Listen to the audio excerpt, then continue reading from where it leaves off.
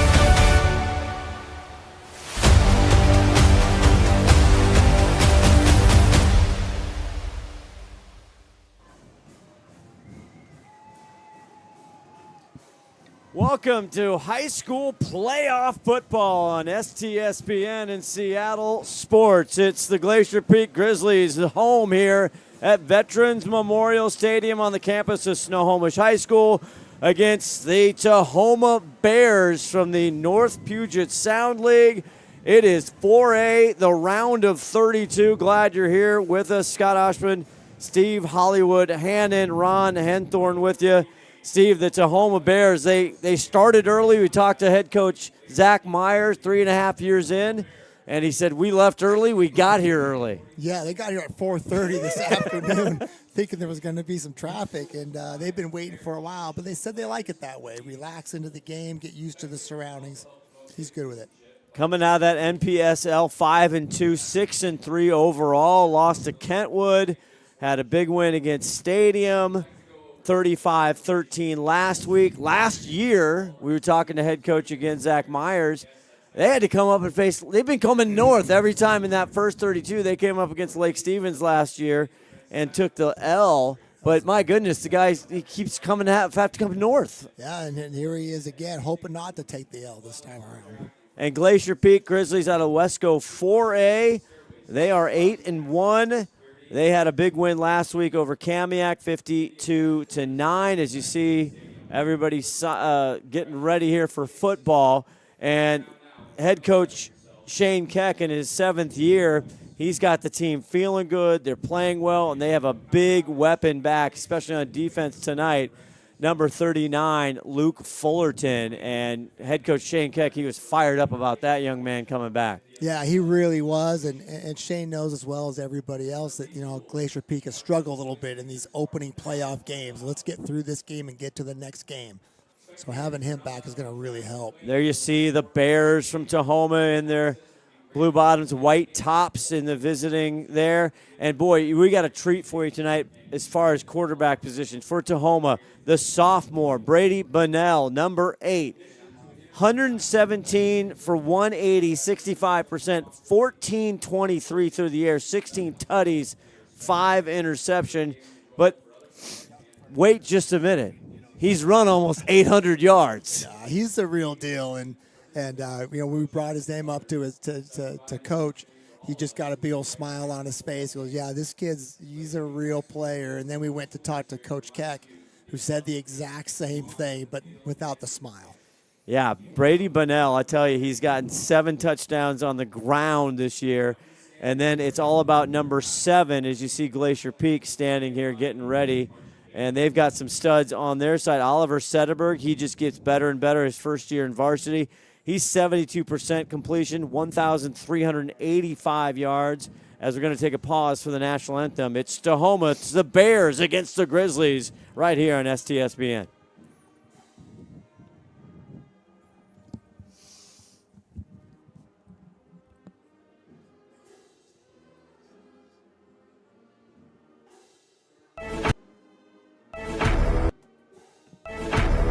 SWCC is an acronym, and it stands for Special Warfare Combatant Craft Crewman. you know, you can stand across from the guy and say, you know what, he's got your back. And, you know, that's the guy you're counting on. If something goes wrong, he's going to be there.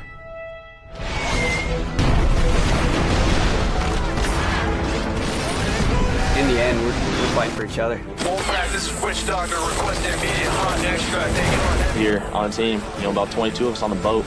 You know them personally, so you know exactly whose life you have in your hands.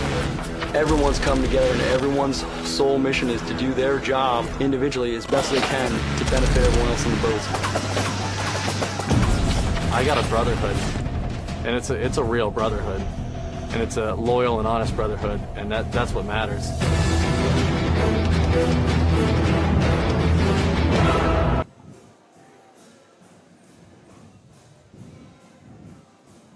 Back here, Scott Oshman, Steve Hannon, Ron the Wedge Henthorn. Ronnie, how are the stands? Look like they're starting to fill up. Again, a long drive from Maple Valley for the Tahoma Bears fan. Let's go down to you, Ronnie.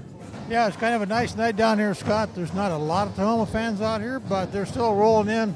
Like you said, it's a long drive from Maple Valley up this way. But, hey, what a great night for football, man. It's about 45 degrees and no rain. And far over there in the little eastern sky, you can see just a glimpse of the old beaver moon coming up over the trees. That's right. Look, Santa Claus has made an early entrance here to Veterans Memorial. The kids showing up as we're getting ready for football. Glad you're with us tonight. That NPSL, Kennedy Catholic kind of running things at 7-0. Kentwood, again, 6-1. Now, Tahoma lost a heartbreaker just by 3 to Kentwood, and we talked to Coach Myers about that. He said that was a tough one. The big thing is number 7 in white here as we get ready for the kickoff. Their stud, Johnny Gross, the senior, leads that league in rushing. He's everything. He got banged up at Kentwood. We'll see if he goes tonight. Coach wasn't actually sure how much playing time he's going to get. We'll have to be all eyes on 7. Sounds like they're planning on him playing and just kind of seeing how many hits he can take on that shoulder, which turned out not to be separated, which they were concerned about. So, you know, they put an extra pad down there and turn him loose. You got your adrenaline going down there and see how it goes. Larson on for the kickoff. At the coin toss here, they believe they deferred, so they'll be kicking off. That's Larson, and he is kicking off to the Tahoma Bears, and taken right at the 10 is Remford, Jacob Remford. And he's got a lane. Larson's the only guy left, and he drags him out of bounds. Excuse me, that's 16, Luke. They ran a little reverse down there. They crisscrossed, and the back that caught the ball pitched it to another back going the other way, and he got a little lane, and he got down the field. So a great run back for Tahoma to start this off. And here we go. And we both coaches said we got to stop the run, Steve. And number 8 in particular. Yes. So here we go. So the first look we got of Bunnell, the quarterback. Dual threat quarterback. Hands it off this time. And it's usually number 7, but it's Yassan Youssef, and they knew he was going to get the start tonight. And he gathers a couple. That's a good sign from Glacier Peak just early on, first play of the game, obviously, but they're really keying on Bunnell, number 8, and the defense was able to stop the running back, not number 8. So it's a good start for the GP defense. 2nd and 8 here, just the starting quarter. Bunnell. Now he claps, he's going to pass. Steps back, he's going deep, overthrows. And that's one of his favorite receivers. That's Waylon Abercrombie, who has 7 touchdowns, over 538 yards coming in. And Glacier Peak has gone to a 4-4 defense with a cover 3. They wanted more bodies in the running lanes to help stop the running game. And when you do that, you leave receivers running those post routes with the corner chasing, and that was dangerous. So 3rd down and 8 in their first series. Abercrombie, he's going to get it on the sweep. Cuts up, cross mid-stripe, and he'll be short of the first down. Good pursuit by the Glacier Peak defense. Good pickup from Tahoma as well. But you're right, they're going to be short 3 yards. It looks like they're going to punt. Well, they think about it. All kinds of action around the state tonight. The 32, round of 32 tonight. That was an interesting 3 plays right there. The quarterback did not run the ball one time. No, he didn't. So that'll be interesting to keep an eye on. And they went deep.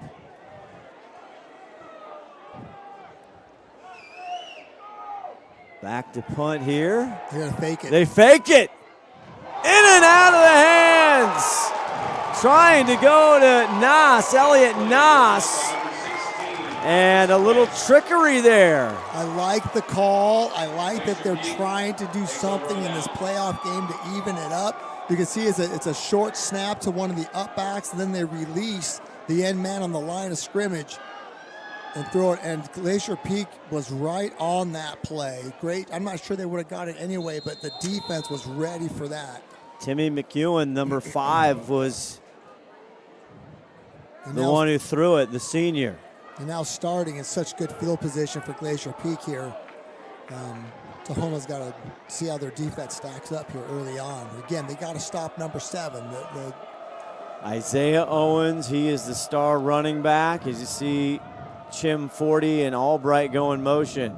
Sederberg gets it over to Owens, and Tahoma's right there. Good job stretching it out. He'll get a game of a couple, and leading it is Tavin Ziniger, the sophomore, 6'2", 205 defender. Yeah, it looked like Tahoma did a great job of pursuit there and making the play, and yet Glacier Peak ends up with 4 yards. I think even Coach Keck would take that. Sets him up 2nd and 6.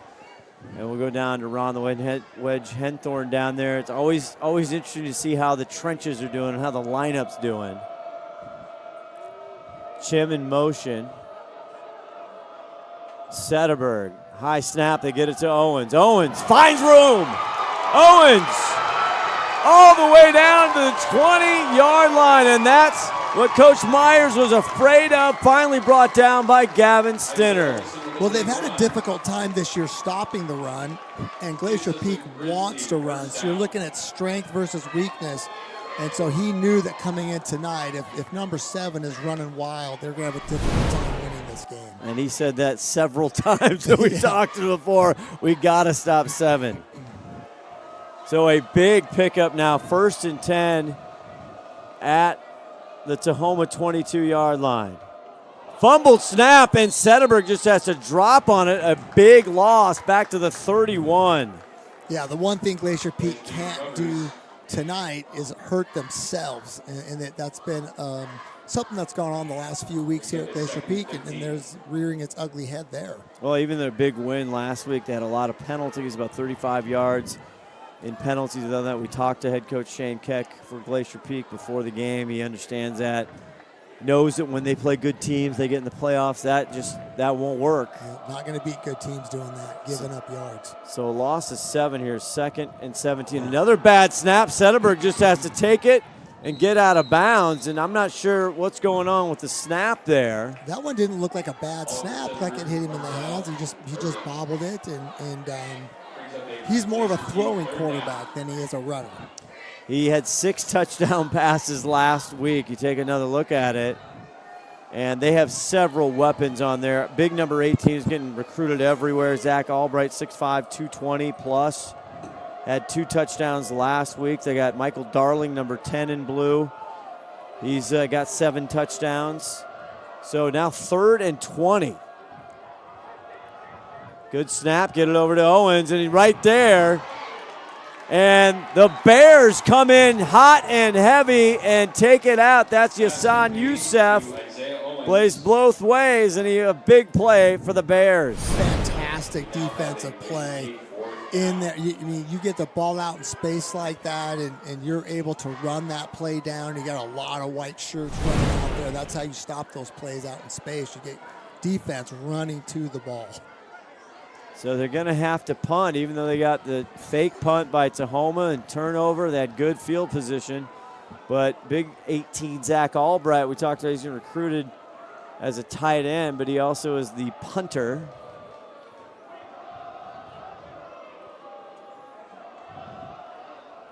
And let's see if that's punt. They just let that go.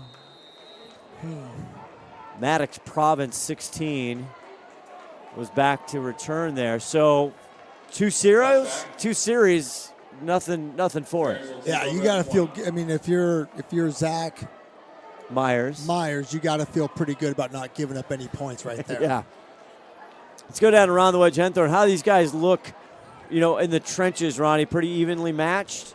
So far, it looks pretty evenly matched down there. GP having a little bit of trouble on that snap to the quarterback. A couple of those were a little bit high for him to receive, so he was having maybe it's a little damaged. Maybe his hands are cold. Who knows? But we'll see what happens this time.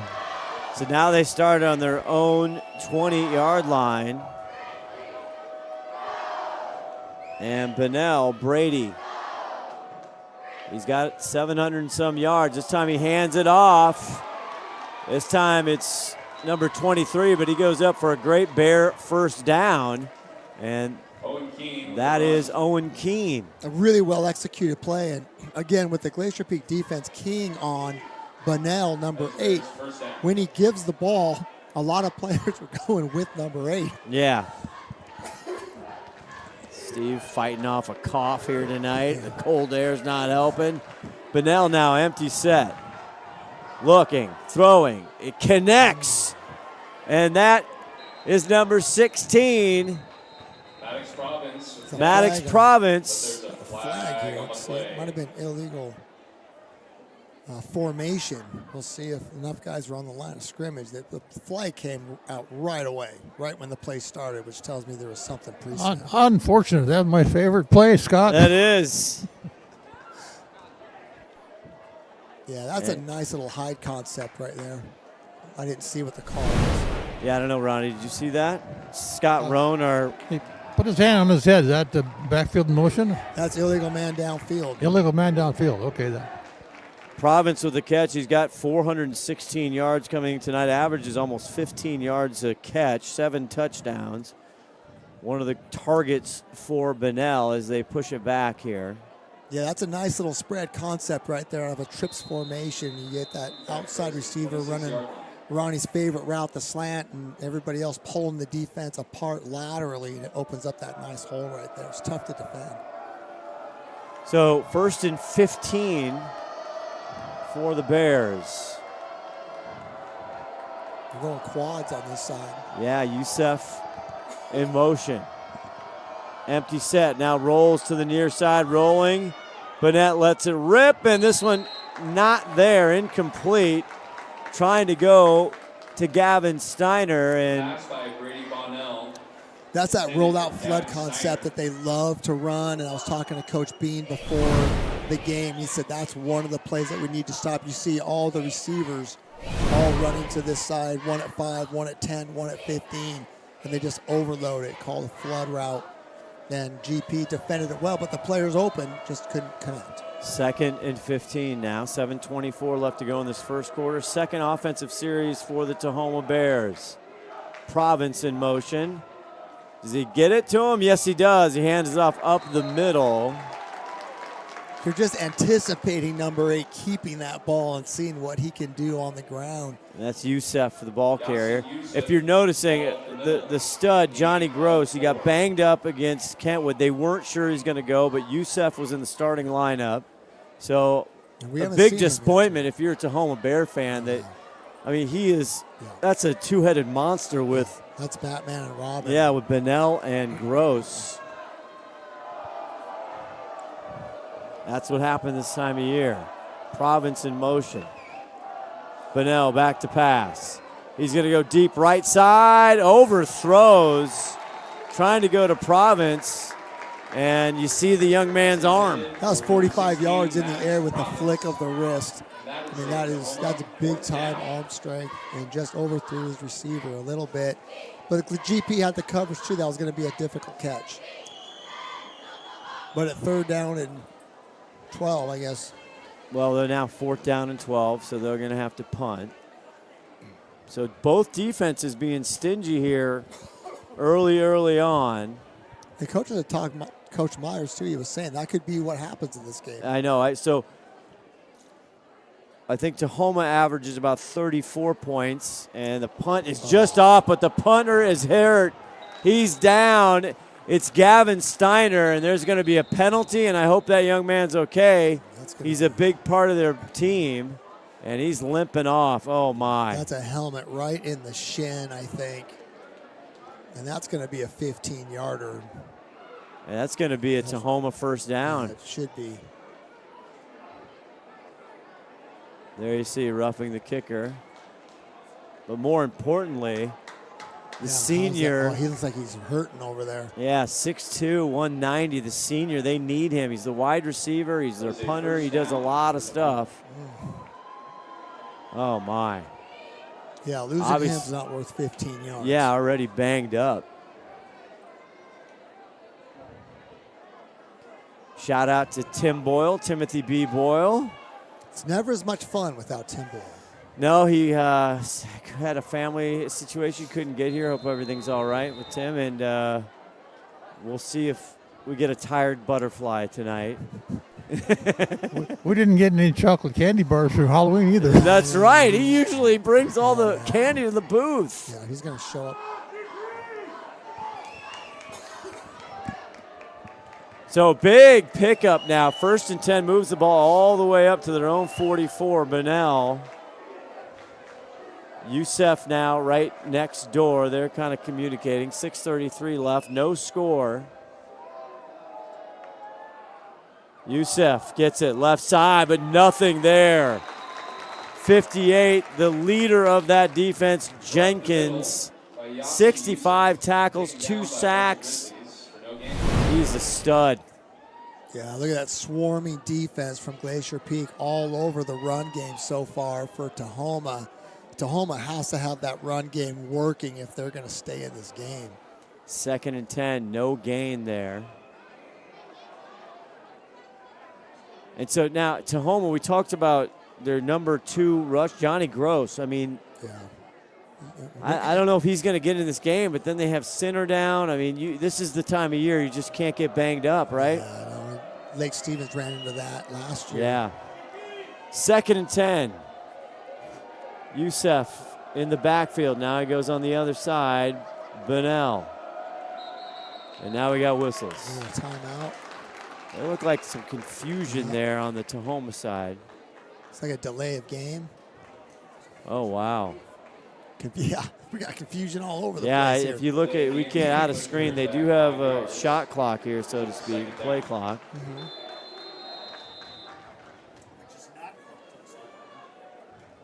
But the scoreboard's there. 5:35, so that'll push them back. Boy, backwards and forwards. Now roughing the kicker. Yeah, we'll see. That's the kind of thing you talk about. Kamiak. This is the Glacier Peak has had some That's a good issues point with those penalties. So 2nd and 15 puts them back now at the 39-yard line. See, we still haven't seen Bunnell run. And here he goes. Cuts it up. And he'll get back to the original line of scrimmage plus a couple yards. But there you see the nifty footwork of the sophomore. Yeah, that's the first time this was a called pass, and he turned it into a run and made a really nifty move on a couple of guys, then powers ahead for a couple of yards. Yeah. Big takedown there by Kai Brooks, the 6'1 senior. If you see it on the replay, he's actually a very strong runner. He took a couple guys with him, a couple more yards. Yeah, Bunnell, 6 feet, 195, just again a sophomore as Youssef comes in. 3rd and 8. Bunnell back to pass. Now he's got trouble. Fullerton on the rush. Goes off. It's caught by Province. Down at the 25-yard line. And that's where Tahoma gets you. When the quarterback, he's a drop-back pass, he scrambles, and now you've got to stay with the offensive receivers. And if you don't, he can hurt you.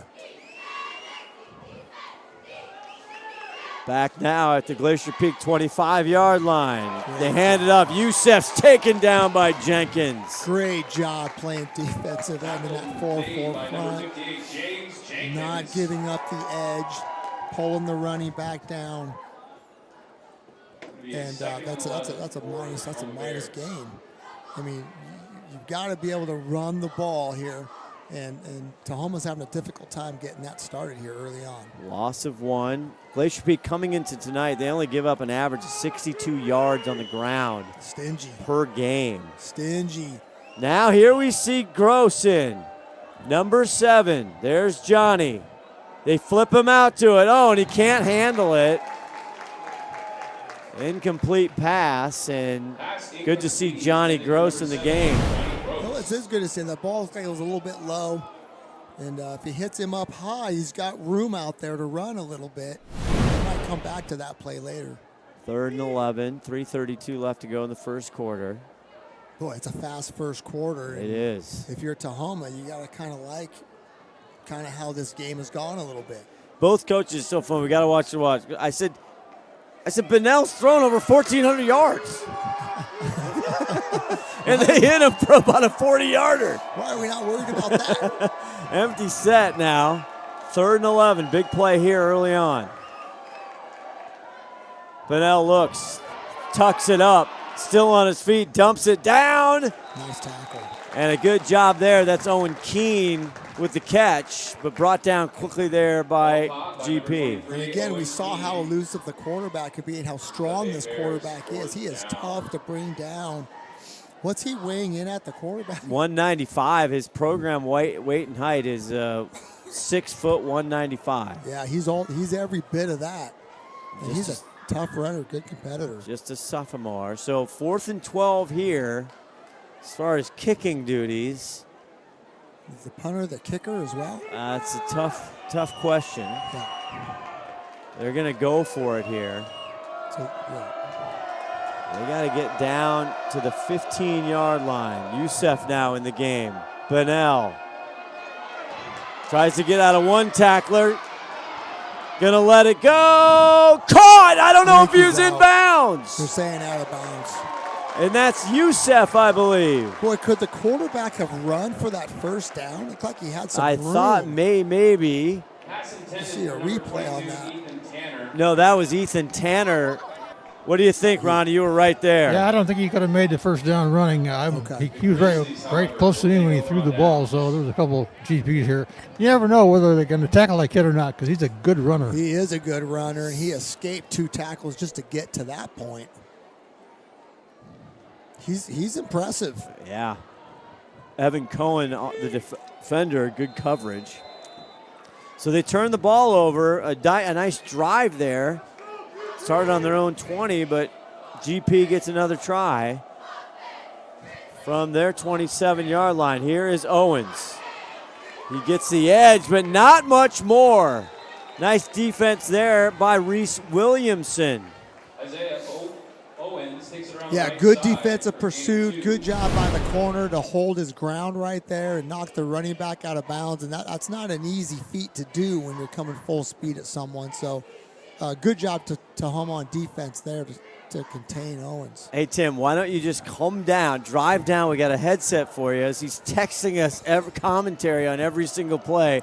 Just drive on down, buddy. We got a headset for you. Sederberg back.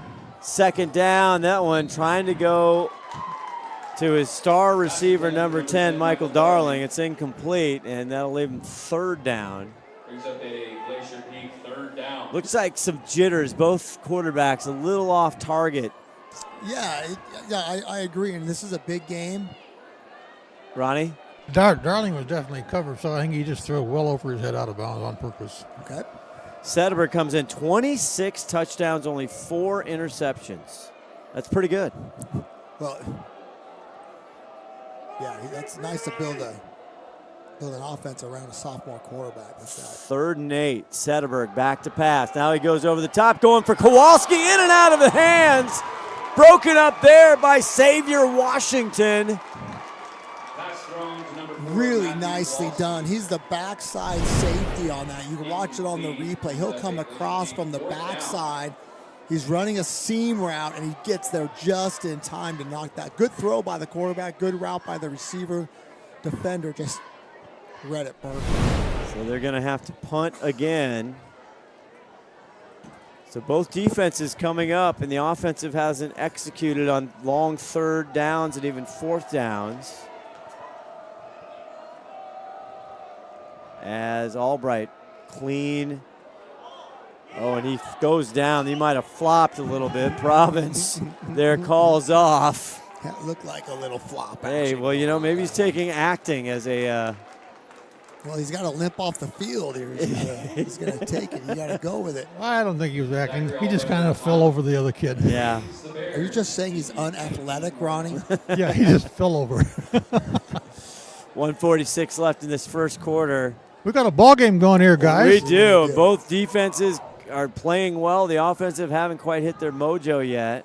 And if you're Tahoma, this is what you wanted, right? You wanted to survive that first quarter, not give up a couple touchdowns and be down. But, no, we can play with this team.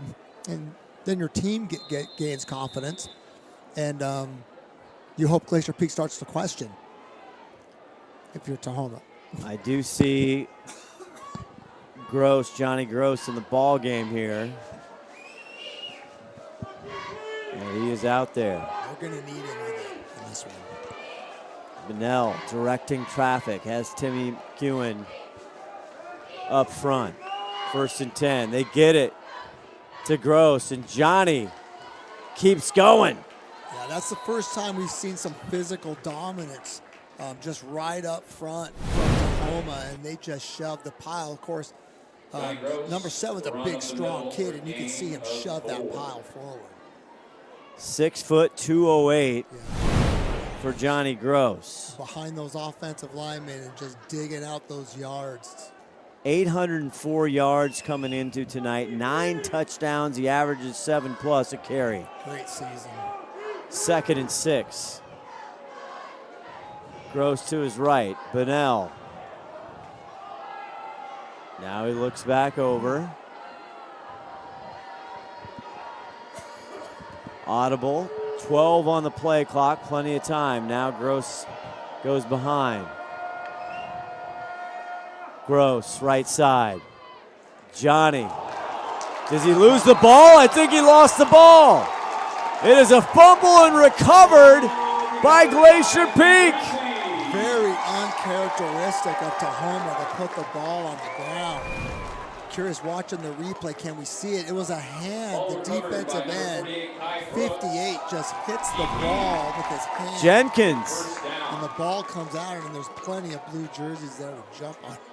I was telling you, both these teams have taken care of the rock quite well. That is only the 3rd fumble this entire season for the Tahoma Bears. Doesn't happen very often, and that has got Glacier Peak set up for this 3rd possession right here, starting on the 22-yard line. 42 seconds to score in this quarter. Let's see what happens, man.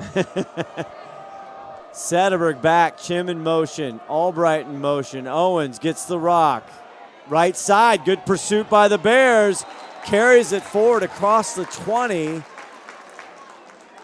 And good job by the defense, Tahoma, running to that play. That's the 4th time that we've seen that semi-stretch play from Glacier Peak. And they're getting him in the backfield, but he's still able to get 3 or 4 yards, just running hard. Big up offensive line here for Glacier Peak. Shout out those gentlemen. 2nd and 7 is 10 on the 10 on the game clock.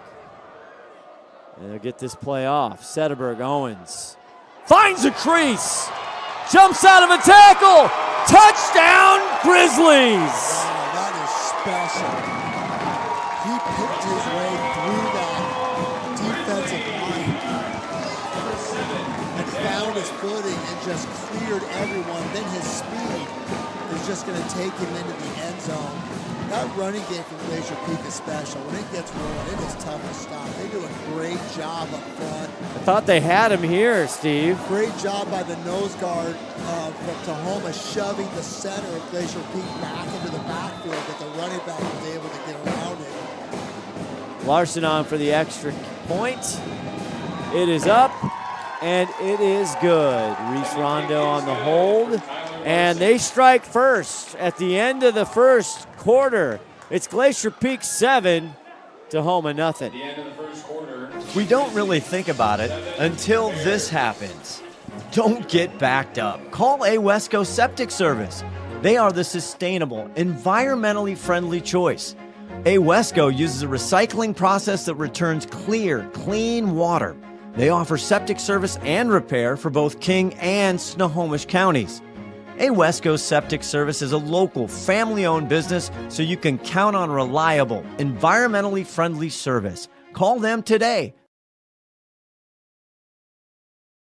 Seattle sports on YouTube. It's amazing. Have you subscribed? Brock and Salk. Baseball, man. Bump and Stacy. There is always fire. Wyman and Bob. Phenomenal. Stream the local sports leader live on YouTube. Seattle Sports. Welcome back. Scott Oshman, Steve Hannon, Ron the Wedge Henthorn here. Hope you enjoyed it all season long. Great, our friends at Seattle Sports. You can get the app if you haven't listened to all the Seattle Seahawks. They got a big game coming up. As you see this touchdown run again, Isaiah Owens 20 yards in.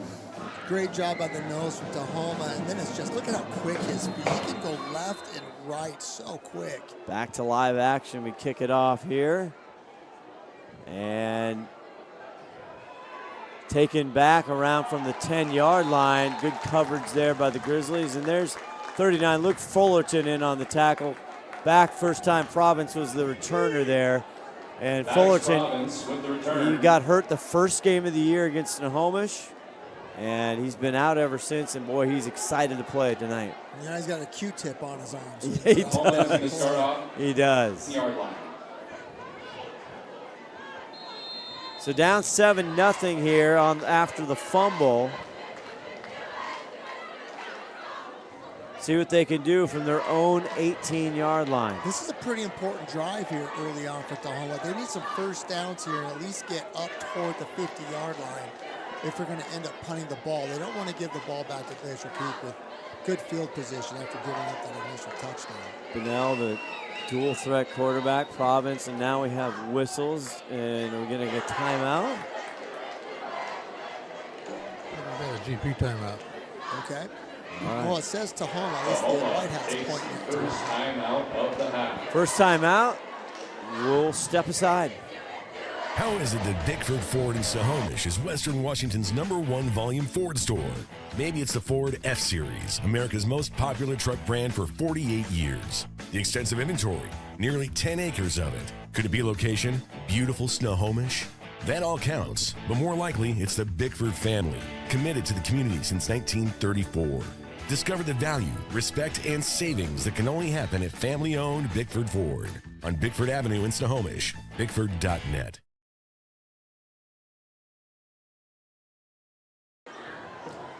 There is Veterans Memorial Stadium on the campus of Snohomish High School. What a facility here. It's shared by both Snohomish and Glacier Peak. Glad you're with us here for playoff football. That was an important timeout, I think, for Tahoma. Make sure we got this thing set and that we got the play that we want. This is an important series for Tahoma. Bunnell, the sophomore back there. Empty set. Now Yusan comes in.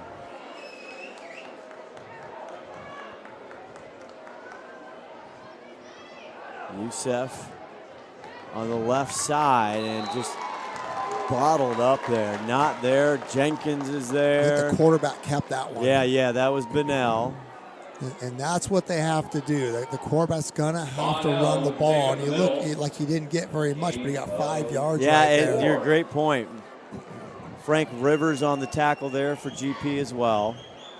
GP's defense is playing well. Tahoma's got to get more number 8, 11-20 in the first half. 2nd and 6 now. Gave him 4. Bunnell back to pass. Tipped at the line, goes up. It's tipped again by Jenkins. Good to see Gavin Stinner in the game. But it is double deflected. There's one, and there's two. Yep, just tipped away, and again, it was well covered out there. Even without the ball tipped, Glacier Peak is on that route right there. Brings up 3rd and 6 here. Big play early on in this game. They need to get this first down just to get Glacier Peak away from their end zone. And then who's going to punt? Yeah, we'll see. Well, Steiner was back in there. Then that he was the intended receiver, so hopefully he's okay. He can do punting. Bunnell back to pass again. Looking, has time. Now rolls. Now going to tuck it up. Keep it. He gets a Bears first down, which was critical, up to the 30-yard line. And that's what we saw on tape. That's what GP was scared. And there you see Bunnell. And that's the recipe for success for Tahoma. He got loose. They go quick. Bunnell caught by Province at the 40, up to the 45-yard line, brought down by Darling. And now Tahoma looks like they got a little rhythm going. Exactly what I was thinking too.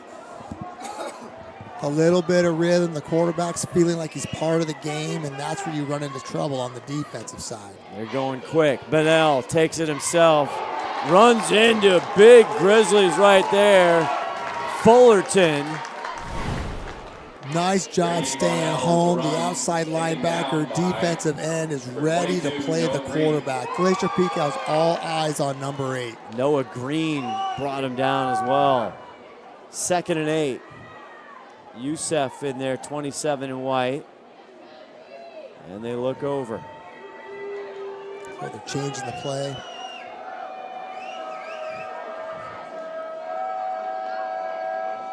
Youssef gets it, fakes the reverse. Youssef crosses the 50 to the 48. It'll leave him 3rd and about 4 or 3. That's a really nice chunk of change right there for Tahoma. Again, running hard. They're playing hard. They know it's playoff football. This is elimination football. These yards are not coming cheap. You're working for every blade of grass out there. And Tahoma doing a great job. This is 3rd down and 3. 3rd down and 4, 3 or 4, depending how you look at it. Youssef now. We've seen Gross in the ball game a couple times. Tough snap. Does he get it to Youssef? He keeps it now, flares it out to Province. Province with the first down, running on the left side. Drags the tackler across the 30 to the 27. Well, that was really well set up by the quarterback. He does bobble the snap, but he has an outlet if he doesn't like his running options. That is really well. And Steiner, I'm not sure, but he had a great block over there, and they go quick. No huddle. Back over, they flip it again. Double pass, Province doesn't get a chance as he is taken down quickly, and it's Luke Fullerton. Boy, they're glad to have him back. And that is what they were setting up for. You knew when he went back behind the quarterback, he's now eligible to throw it again, but all over that. Luke Fulton's in that backfield waiting for that. He almost could have caught that pass. You're right. He was on that fast, Ronnie. So 2nd and 19. They tried to get clever there, and it doesn't pay off. So now they're behind the sticks. They huddle this time. 8:30 left to go in this first half. A lot of shifting. 7-0 Glacier Peak. Hands it off. This time on the near side. That's Keene, Owen Keene, the junior. Hit a lot of blue shirts over there running to that ball. Owen Keene for the gain of 2 yards. Yeah, that's not going to, they're going to have a 3rd and a long ways to go. Just Glacier Peak just being a little bit more physical at the line of scrimmage right now. And that's the strength of this defense. The strength of this team is that defense. And they have been stingy against the run all year. And that's showing up again here tonight. Kai Brooks on the tackle, among others. 3rd and 16.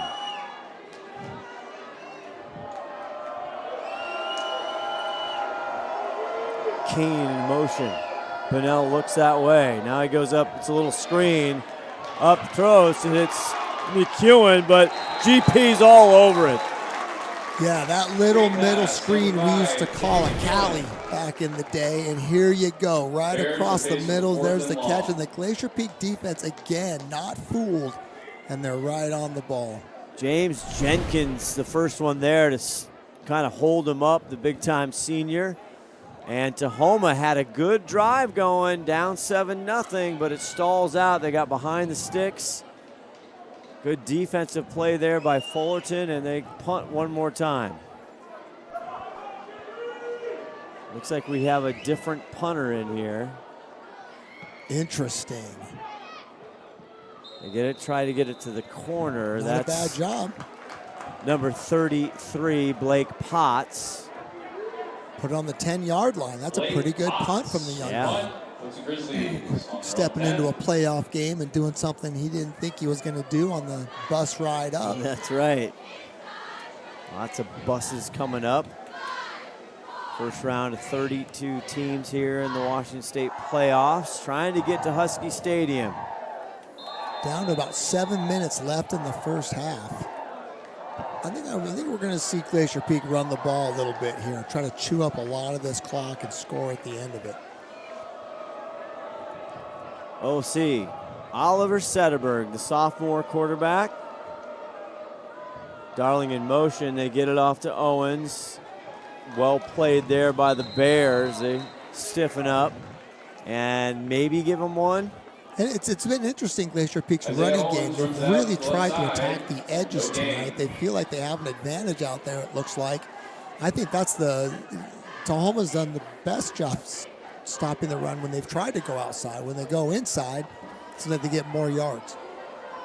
Haven't really seen, again, Zach Albright in their passing game. Like you said, they're probably going to run. Michael Darling, number 10 in blues, having a big year, the senior. 2nd and 10, no gain. And they give it to Darling. Darling! Wow, he's dropped defense in the backfield by Youssef. What a play by the Bears. We have heard his name a couple of times today. Youssef playing that inside linebacker spot. Look at him shoot the gap. That is great inside linebacker play. Fantastic. Yassan Youssef, the junior, 5'11", 200. Both ways. Just getting moving that 45 degrees lateral, and didn't give the Glacier Peak running back a chance to get outside.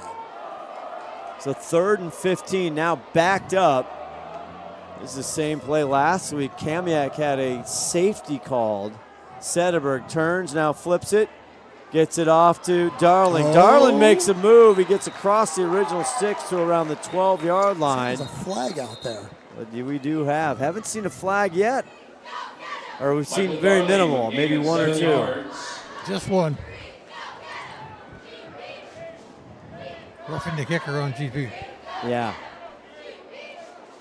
Oh, yeah, right. Now, this one looks like, it's a face mask. That's not an automatic first down for high school, so it's still going to be 3rd down. On to Homa, so you see him walk it off. Officials tonight, Scott Roan in the white hat, Miles Brunner, Joel Taylor, Dan Curry, Red Baker, the officiating crew tonight for this playoff game. 4:46 left in the first half. Only score right now, Isaiah Owens, a 20-yard touchdown run. And that's where we're at, 7-0. Those officials are doing a really good job out here tonight, covering everything really close. Yeah, and not disrupting the game. They're just letting it play. It's playing on great. Yeah. So should be about 3rd and 4. Your clock a little different, your board. Owens bounces out of a tackle, goes forward, he gets a GP first down. How about that? Oh, that's a big first down, and you called it exactly right. Like a pinball machine in there, bouncing around, fighting for yards. Goes up middle, doesn't like it, spins out of it, and finally taken down by Xavier Washington. Yeah, they pulled the H-back from the backside to try to kick out the defensive lineman, but he did a better job on defense than Glacier Peak did on offense, and it made Owens work hard for that. Apologies, that could be Deacon Bell, number 4. They got 2 number 4s here on our rosters for Tahoma. Meanwhile, 1st and 10 here, Sederberg gets it off. Up front, Brooks, Kai Brooks! on his way to the 40. Still going, and he plows down to the 25. Kai Brooks, his first carry, and it's a doozy. Yeah, and we said up the middle was where we felt like Glacier Peak had an advantage, and they've been going outside, but maybe they've just been going outside to set up that big run right there. That is a big play for Glacier Peak's offense. His longest of the season. Before that, it was 19 yards. He had 36 carries, 232 yards. Great time for that to happen for that young man. Big pickup for Kai Brooks, who's been a stud on defense early in this ball game as well. And he'll stay in there. 1st and 10 now on the Bears' 26-yard line. Brooks in the backfield. Darling in motion. And they get it to Kai. Kai right side. And he'll get a few. Kai Brooks, all 6'1", 205. Well, he looks like a bowling ball out there. He looks like a Brunswick. He does. Shout out to Tim Boyle again. Tim was so that's the older Darling back in the day. Matt Darling, and Tim was very proud of that nickname, the Brunswick. Nobody else liked it. Not really. And we got another timeout. This time it's Glacier Peak. We'll step away. We'll be back. 2:27 left. 7-0 Grizzlies, but they're on the doorstep.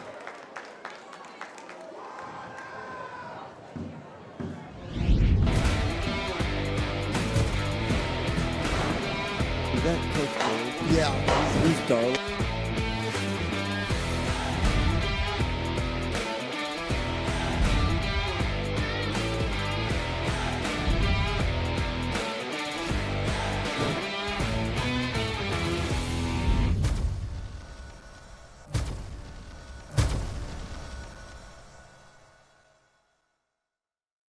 Matt's kid, is it John's kid? Is it?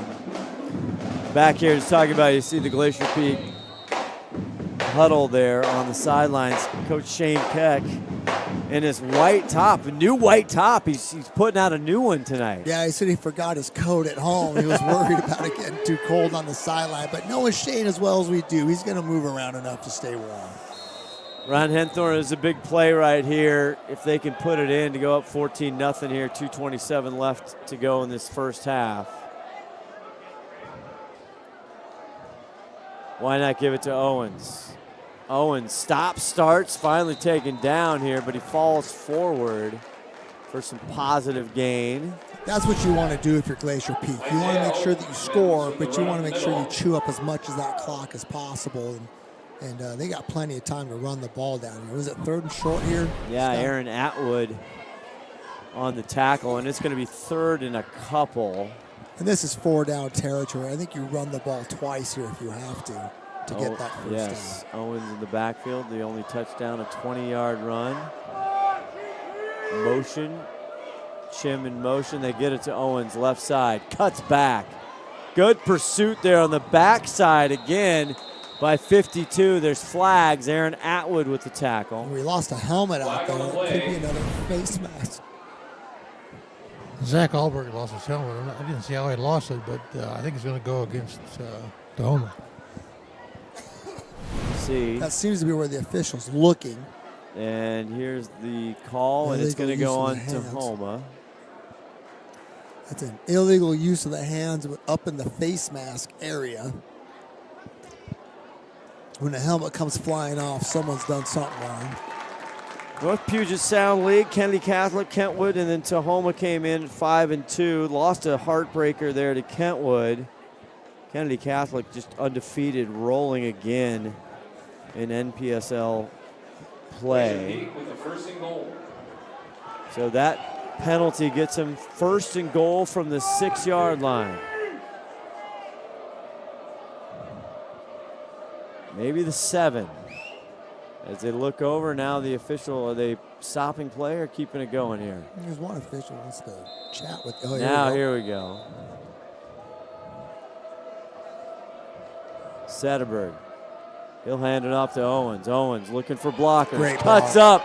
He's smashed at the 5, and he'll go down there. Good play to hold him out. Great block by the lead blocker, cleared the lane, and you're right, the safety fills the lane there. Right there he is, right there, boom. Remford there, the first one to get him. Great pursuit defense. You get down there that close to the goal line, you can really tighten up the defense. We got to bear down for Tahoma here on the close to the right hash here, the far hash. Well, we talked about this is what Glacier Peak wanted to do, I think, on this drive. They wanted to run the ball. They wanted to take as much time off the clock as they could while they ran the ball and still score. They haven't scored yet, but, man, they're getting right down by the door. Hopefully that's Nathan Padua, the senior. Hopefully he's okay. He's walking off on his own feet. That's good. Yeah, it really comes down to, we talked about this. Really, we got all the stats, we got all the stuff. Tahoma gives up 160 through the ground, on the rushing a game, and so that's what That's a lot. GP wanted to capitalize on. Kai Brooks now the tailback. High snap, they get it to Brooks. Kai punches in, touchdown Glacier Peak. Kai Brooks from 5 out. It's a gigantic difference to be at 14-0 compared to 7-0 at halftime.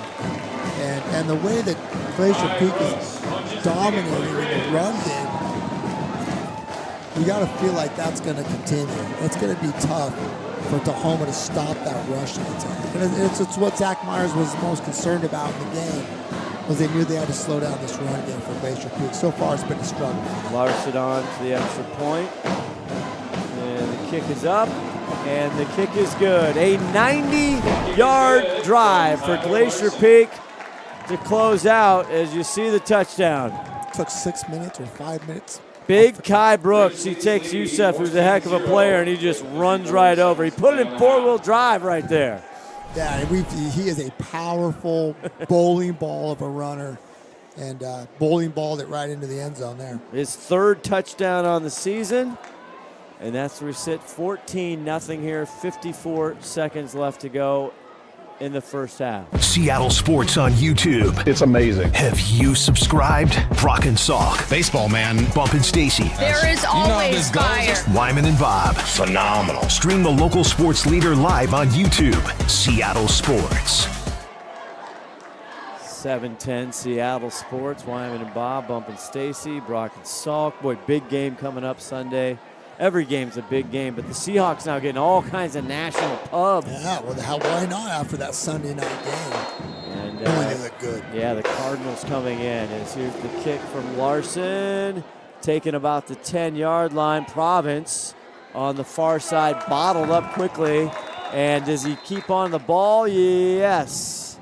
Thought for a second there he might have lost it. A cool evening, no precipitation.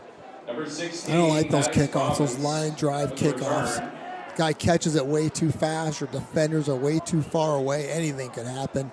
Good job by Glacier Peak to come back. Were you also a special teams? I know you're head coach, you're defensive coordinator. Did you do special teams? You always have one special teams assigned to you. That's your job to do, usually when you're on a football staff. So, yeah, I've done pretty much all of them.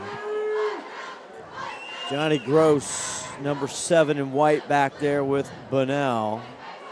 Tahoma's got to be careful here. You don't want to get out of who you are to try to score quickly and cause more disasters for your team. Looking for the long pass here, guys. Yeah, maybe. He rolls right, gets a block. He is going deep down the sideline. Intercepted! Darling gets another one. He was trying to go to Waylon Abercrombie. I don't like anything about that. That's the exact opposite thing that you want to do if you're Tahoma. You're not going to get it back in one play. And now you give Glacier Peak a chance to go up 21-0 and almost salt the game away with the way that you can't really stop the run game.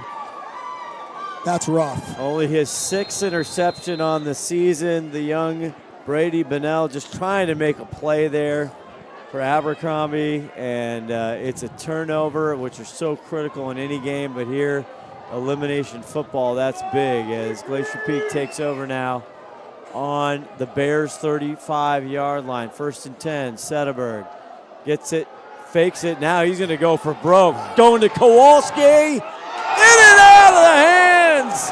Oh, my. And Kowalski had a brilliant catch last week, and he can't pull it down. Ronnie, you were right there. Yeah, I was right there. He's just he's not happy about that himself right now.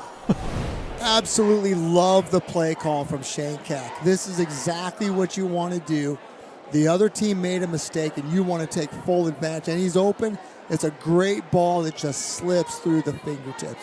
And Kowalski doesn't drop balls like that very often. I think you got to go call the same play again. Try it again. Yeah, why not? 2nd and 10, 29 seconds to go. Setterberg back. Now he's going to dump it down to Owens. Owens will get driven out of bounds by Remford. Little screen right there set up. You have a good chance of breaking that thing. You're for big yards, and it's a low, costly play. If something goes wrong, you just throw it in the dirt. No big deal, and you get a few yards out of it. Still got 23 seconds to go. 3rd and 10 now with 23 seconds, as you said. Or 3rd and 2, excuse me. Setterberg now whistles, and there's a timeout. I think it is, yes, it's Glacier Peak. That is a timeout. So 23 seconds. What do you want to play here? You want to go, you think they can, if I go to Ron Henthorn, he's the old wide receiver. He's open every play. Well, I think Glacier Peak they want to capitalize on this. There's no reason why they should not be aggressive. They have, one more timeout. They can run the ball here, use that timeout. Get the first down. And then take shots into the end zone to finish the half. Again, if you're Tahoma, the last thing you want to do with 35 seconds to go in the half is give the ball McDaniel Stewart Center is located in beautiful Snohomish, Washington. Well, that might work for you, Steve, but I'm going to throw a couple of quick shots across the middle and then go for the end zone on the run. Then you might score on that play, right, Ronnie? Yeah, I like it. Yeah, they tend to, in the last few weeks, they go to Albright here, the big 6'5", 220. Try to get him in some space here. Usually it's a matchup nightmare. Where's he at out there right now? Yeah, we'll see it. Setterberg back, empty set. He goes over the middle. There he is, 18. Catches it at the 5, drags him down. Is it a touchdown? No, at the 1-yard line. Wow, you should be calling plays, not up here in the booth. Just say, I think you got a direct line to Coach Keck down there. Here we take another look at it. Coming back, guys. No, I think it's a timeout. Timeout, okay. Timeout of the half. 18 pulls it. This is why University of Washington, Nebraska, Texas A&M. This is why they want the big fella. Running that seam route. He's a big target. Quarterback puts it right on his hands, and he's push his way toward the end zone. Good job by Tahoma to keep him out of scoring. The kid worked hard to keep him out from scoring. And now, 16 seconds to go. You can run or throw it now. And he was covered pretty tight, too. It's just the fact that he's just a big kid, and you can't cover a big kid with a little kid. You're correct. I mean, that's true with anything you got. Offensively, if you throw a good ball and you make a good catch, it's almost defenseless. 16 on the clock, up 14-0, and, yes, 21-0 is a lot different than 14-0. Owens in the backfield. Now he goes in motion. Setterberg looks. Now he throws. It's kind of batted down, I think it was. Big 78, got a paw on it.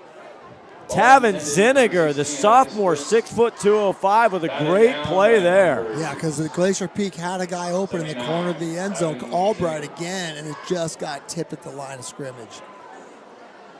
I'll see if Coach Keck wants to run the ball here. You got 1 foot to go to make a touchdown. I think Kai Brooks could blow that in there, right? And speak of the devil, Kai Brooks just comes in and replaces Owens. He's got 1 touchdown tonight. 11 seconds, though, no timeout, so you better have 2 plays called if you're going to run it. No, he rolls. Sedeberg goes over, caught, touchdown! Mikhail Sholuk. Nice little flood route, rollout. Guy wide open in the back of the end zone, and it's, like you said, it's 21. Completely different than 7-0. Is what we were looking at before the long run, and now it's 21-0. You feel like it's going to be tough on Tahoma to come back. Right in the back of the end zone. I thought they were going to just hand it off to Big Kai. And so did maybe that's Tahoma's defense. And it's a good job by Coach Keck to set that play up. Just a decoy there. 7 seconds left to go. 7.3. 21-0. Little offsides on the extra point there, so going to do it again. Make it a 20-yard extra point try here for Larson. Tough snap there. Rondo does a good job. It's up and it is good. And that was a huge sequence right there in this ball game. Yeah, we talked about right before Tahoma came out for that offensive series that you can't become something that you're not just because there's 40 seconds left in the half and you're down 14-0. You got to go in 14 zip. You can't give another team points, and I feel like Tahoma just gave them 7 right there. 2 turnovers in this game by the Tahoma Bears. Glacier Peak scores on both of them. Yeah, well, there you go. I mean, that seems to be the difference in a lot of these football games. So Glacier Peak will come back out. 7.3 seconds left to go here in the first half.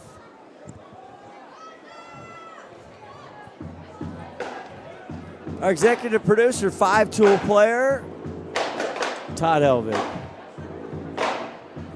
On the dials tonight, we got Sarah Elvig, Christian on camera, all kinds of good stuff. Here's the kickoff, and it's taken around the 20-yard line, out of bounds quickly over that far sideline.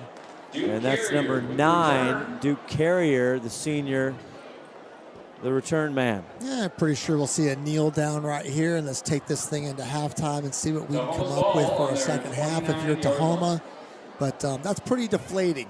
You know, you're going to have to go to work with the psyche of your kids in the locker room at this halftime. Coach Myers, Glacier Peak gets the ball, start the second half. So you really got to go and talk to your defense. You just got to get a stop, and you got to chip away. They have the weapons to do it. Agreed. They're a good football team. Schulich gets off the field quickly. Here's Bunnell. Province in motion. Now he goes back. Fakes it. Throws it, almost intercepted again. Trying to go to Abercrombie one more time. And Isaiah Olson was almost had an INT, and that's going to do it for the first half. Down here with Coach Shane Keck. Shane, little defensive battle on the first half there, first quarter there, but you got some lucky points there in the end. Yeah, I thought our coaches and kids did a really good job of just being patient and trust in the process, because obviously, you know, you feel like, oh geez, you know, and I thought the kids and coaches did a really good job of just going, hey, we're fine, keep doing what we're supposed to do, we'll be all right. A couple of bad mistakes there by Tahoma didn't help anything, so it helped you a lot, though. Yeah, the breaks are great, man. That's, you know, hopefully you get a couple of those, which we did, and hope we get the ball coming out of halftime, which is a big deal, trying to win the middle 8, and so hopefully we can keep this thing going. You know, the good news for you, only 15 yards and penalties. Is that good? I don't know. We'll see. All right, see you in the second half. Hey, thanks a lot. All right, back to you, Todd. Thank you, Ronnie. Yeah, turnovers will kill you. Captain Obvious. Yeah. Tahoma had some good drives going. Yeah. They got Bunnell going. They got Gross back in the game. They had Youssef doing some things. They had some stops. It's a little chess game there defensively. Then, boom, they fumble, which is rare for them. Very rare. And GP takes advantage, and then he gets a little anxious there on a long 3rd and long, tries to make the big play. It's intercepted by Darling, and then, boom, there you go. There's another touchdown. And it kind of makes you feel like, now Tahoma's a good football team. They have good football players. Number 8's probably the best player on the football field tonight. But at 21-0 with their inability to stop the running game from Glacier Peak. They're just going to chew up that clock. It makes you wonder if they're even going to have 4 possessions left in this game for Tahoma, how they're going to come back and win this game. We just watched them walk off the field. They didn't look too excited, and their coaches have to do a fantastic job in that locker room to get their team fired up and ready to come out for a second half. We'll be back with more here. Playoff football, STSPN and Seattle Sports. It's 21-0, all Glacier Peak.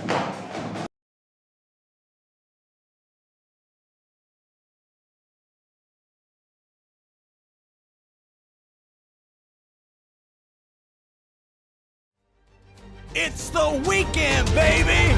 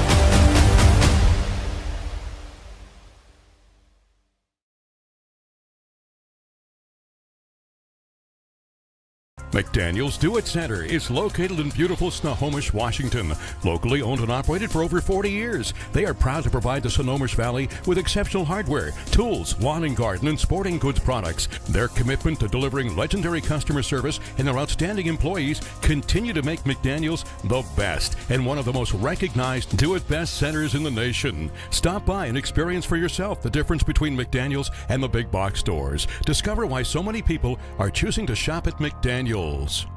Marines are made for this. Made for the calling only warriors can answer. Made from an unshakable belief in our nation and a strength that comes from the determination to win together. But you'll have to earn your place among us, because you don't join the Marines. You become one. We don't really think about it until this happens. Don't get backed up. Call Wesco Septic Service. They are the sustainable, environmentally friendly choice. Wesco uses a recycling process that returns clear, clean water. They offer septic service and repair for both King and Snohomish counties. Wesco Septic Service is a local, family-owned business, so you can count on reliable, environmentally friendly service. Call them today. No more distractions. No more electric tanks. No more gender confusion. No more climate change worship. We are laser focused on our mission of warfighting. We will measure our success not only by the battles we win, but also by the wars we end, and perhaps most importantly, the wars we never get into. It's called peace through strength. You look into the eyes of these young Americans who are giving up the best years of their life in a uniform to serve their nation. They are incredible. Through our power and might, we will lead the world to peace. Our friends will respect us, our enemies will fear us, and the whole world will admire the unrivaled greatness of the United States military.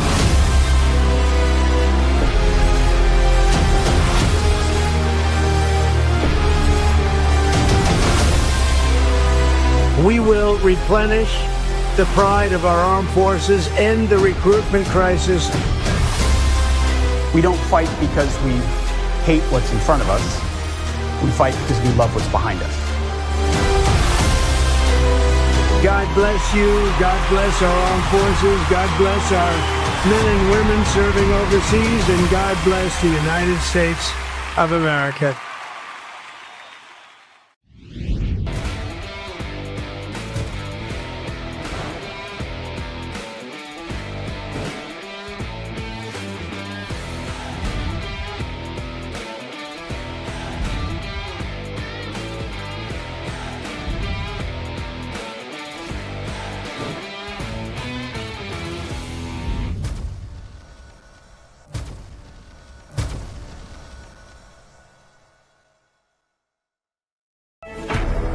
SWCC is an acronym, and it stands for Special Warfare Combatant Craft Crewman. You know, you can stand across from the guy and say, you know what, he's got your back. And, you know, that's the guy you're counting on. If something goes wrong, he's going to be there.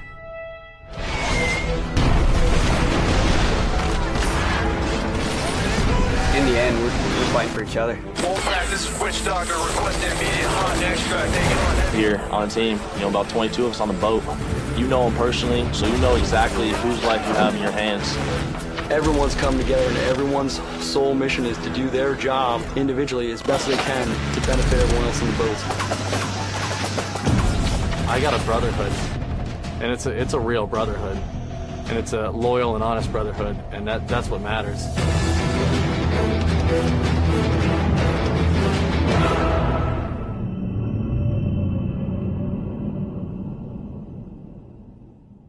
How is it that Bickford Ford in Snohomish is Western Washington's #1 volume Ford store?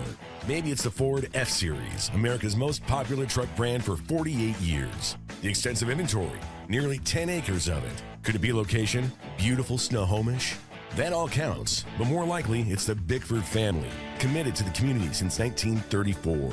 Discover the value, respect, and savings that can only happen at family-owned Bickford Ford on Bickford Avenue in Snohomish, bickford.net. Attention law enforcement. You took an oath to protect and serve. To keep your family, your neighborhood safe. But in too many cities, dangerous illegals walk free as police are forced to stand down. Join ICE and help us catch the worst of the worst. Drug traffickers, gang members, predators. Join the mission to protect America with bonuses up to $50,000 and generous benefits. Apply now. Join.ice.gov and fulfill your mission. Come with us. The new generation. The next level. Sending it big. Oh, my goodness! You're in for a good run. Let's go. Come with us to the track, to the trails, to the slopes, to the surf, to the fight, to the race. Look at this! To the 4 a.m. starts, training harder, pushing further, hitting back, hard. I never turn on you. I get the gang on you. You better pray for it. I put that thing on you. You ever play with it? To the fans, to the followers, and the haters. Come with us to the blood, to the sweat,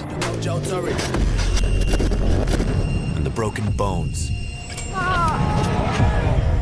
Cue rehab. We never quit. We never give up. We take control. To the world titles. To the world's first. The world's best. UFC Strawweight Champion. Come with us. We're just getting started. It's going to be so much fun. I promise you.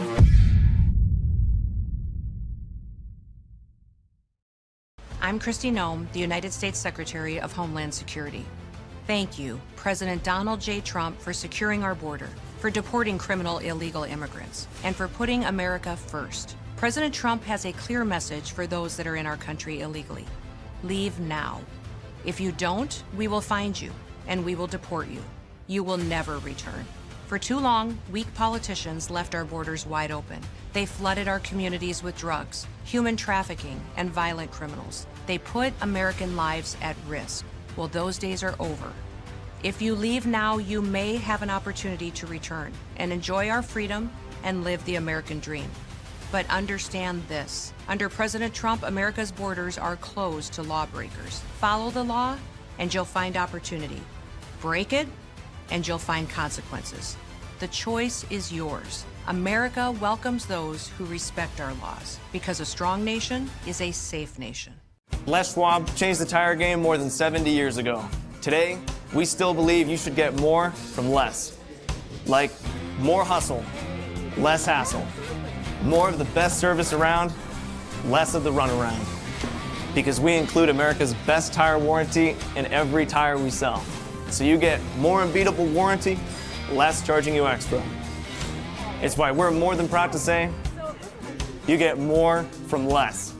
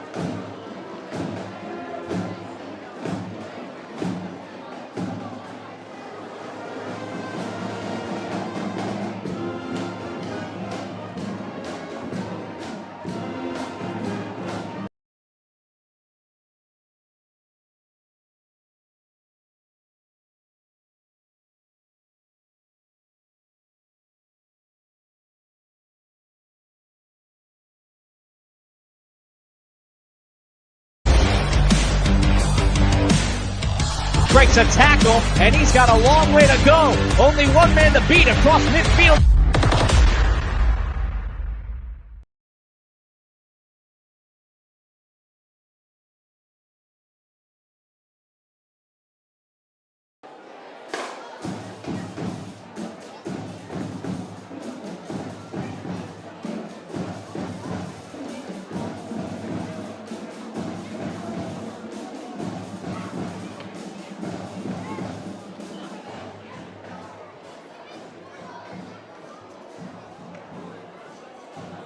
McDaniel's Do It Center is located in beautiful Snohomish, Washington. Locally owned and operated for over 40 years, they are proud to provide the Snohomish Valley with exceptional hardware, tools, lawn and garden, and sporting goods products. Their commitment to delivering legendary customer service and their outstanding employees continue to make McDaniel's the best and one of the most recognized Do It Best centers in the nation. Stop by and experience for yourself the difference between McDaniel's and the big box stores. Discover why so many people are choosing to shop at McDaniel's.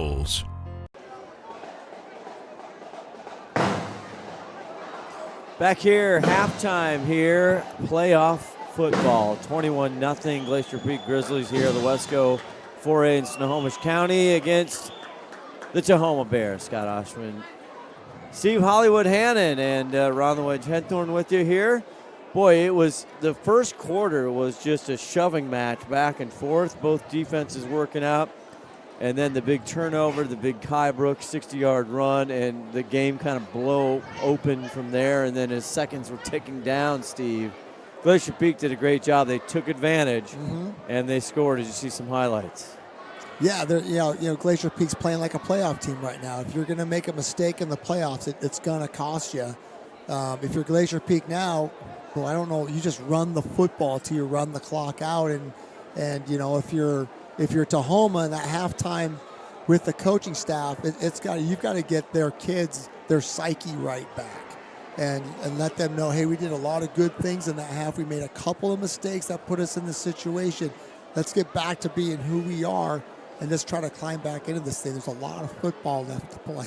You know, if they get back in this game and score right away, Steve, this might be a whole different ball game for GP to look at, because if they can't run the clock up, then yeah, if Tahoma can come out and they can stop them from running the football and get the ball back, and Tahoma could go down and score, yes, we're looking at a different game. We haven't seen a lot of evidence of that up to this point, but yeah, you can do that, and yeah, it becomes a little different look for sure. Just watching the highlights here from the first half. A lot of fun, big-time plays by both.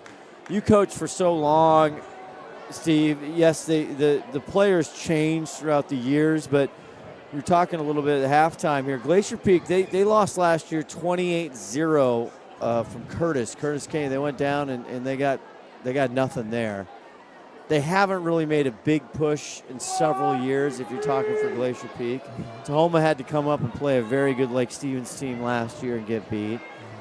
But how is that from this year? The coaching staff is the same. This is the 7th year for Shane Keck as we get ready for football. How do you get those kids, right, going, hey, this is playoff football, and we don't want to be what we did last year. It's kind of a short kick here.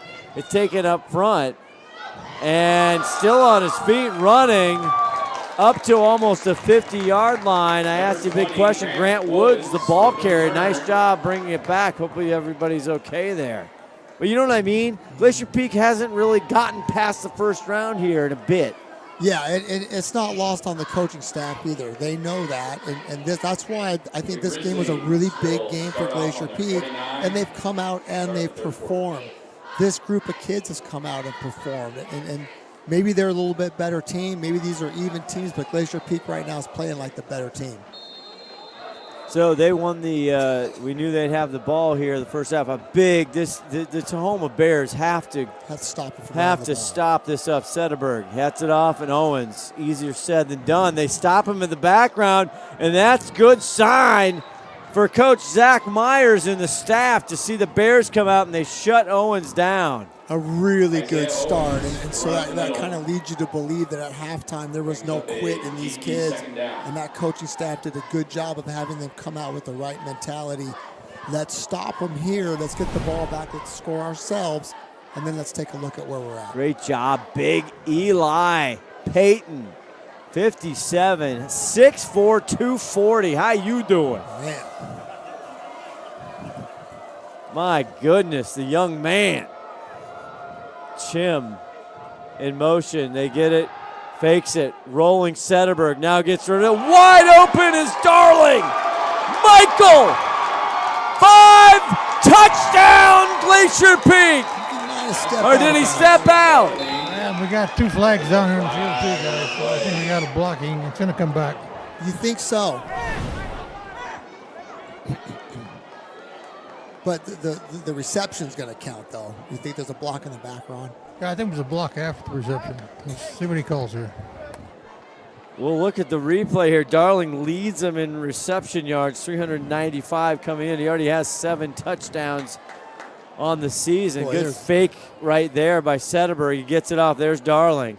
Yeah, when you run the ball that effectively, that play action pass is really going to be effective. And great call by Coach Keck to bring it out right now. But it looks like it is coming back. Yeah, it was a block in the back. Block in the back, okay. He might have, yeah, look on the replay. He stepped out of bounds there around the 7-yard line anyway. Now you just get right back to that run game and just keep pounding them. So now all the way to the 35-yard line. They do. They give it to Owens. Bounces it outside. Still shifting. And they put it down. Yeah, you just haven't proven that they can consistently stop that run game. There's a flag on the play. Another flag. We'll see what happens. Looks like here. they're out milling around over there. Pretty clean. Holding, it looks like. Okay, pretty clean first half. Not a ton of penalties. But it looks like we're It's like they saved them up for the second half here. Those first couple plays. That is holding. Did you see Scott Roan, our ref tonight? And this is what happened at Glacier Peak in the first drive. They drove right down the field, and then they went backwards with 2 snaps that weren't handled well by the quarterback, and then the penalty, and the next thing you know, you're punting. So it's first down here, though, so they got plenty of downs to get these yards back. 1st and 20, push them all the way back to the Bears' 45-yard line. Setterberg rolling again, looking. This time gets rid of it in traffic, trying to go to big Zach Albright, but all kinds of coverage there by Noah Stuckey. Much better job by Tahoma defending this pass play. It's easier to defend the pass when you think that that's what's happening, right? And it's first down and 25 or whatever. You think there's a good chance the ball's going to be in the air. You can set your defense that way. And Tahoma did a good job right there making a play on the ball. Stuckey, if he turns his head just a second earlier, he might have had the pick. Would have been Setterberg, 26 touchdowns, only 4 interceptions here through the season. 2nd and 20 now. 10:30 to go here in the third quarter. They get it off to Brooks. He had a huge run in the first half.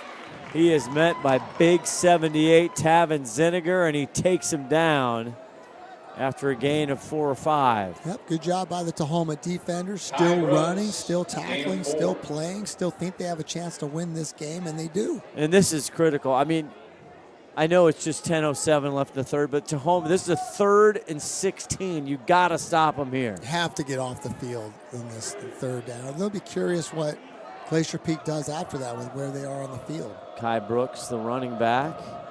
And he fakes it to him. Setterberg through the air. Goes to Darling. Darling gets it. Sure tackling there, and he's down at the 32. And the Tahoma Bears do what they need to do. And big 39 right there. Christian White-Brannon on the tackle. Well, we'll see. I think Glacier Peak's probably going to go for this. Like they're milling around back here again. Is there another penalty that we didn't see? Noah Stuckey also on that Looks like there's another tackle. flag. Boy, they really did save up those flags for this half. Ronnie, you know what's going on down there? You see anything? It's not a flag. I didn't see the signal yet, though. So. Wow, that's a big one. That is a big one. That must have been in the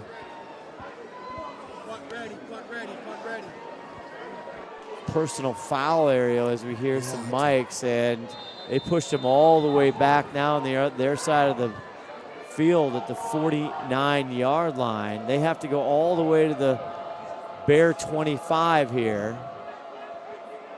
Owens in motion. Setterberg back to pass. Just rushing through another flag. All kinds of time. Now Setterberg in trouble, and he's going to go down. But another flag. Laundry absolutely everywhere. They push us down, and Setterberg now slow to get up.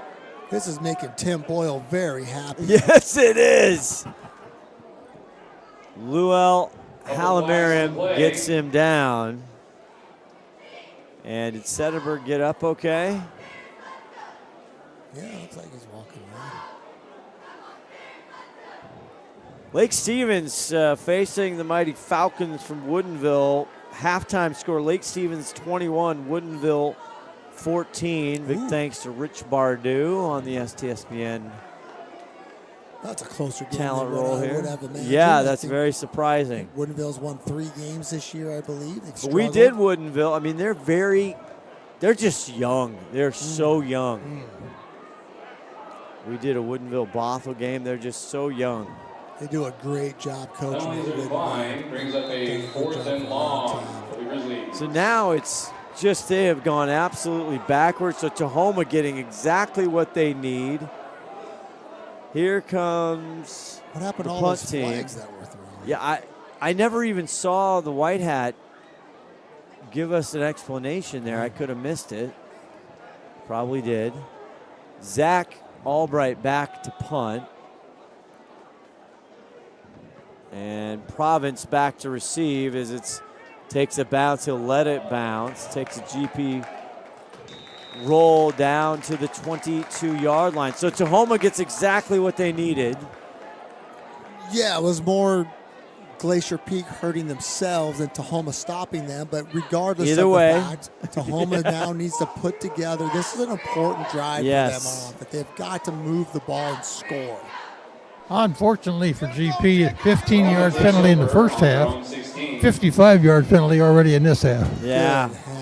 And that has plagued them throughout the year.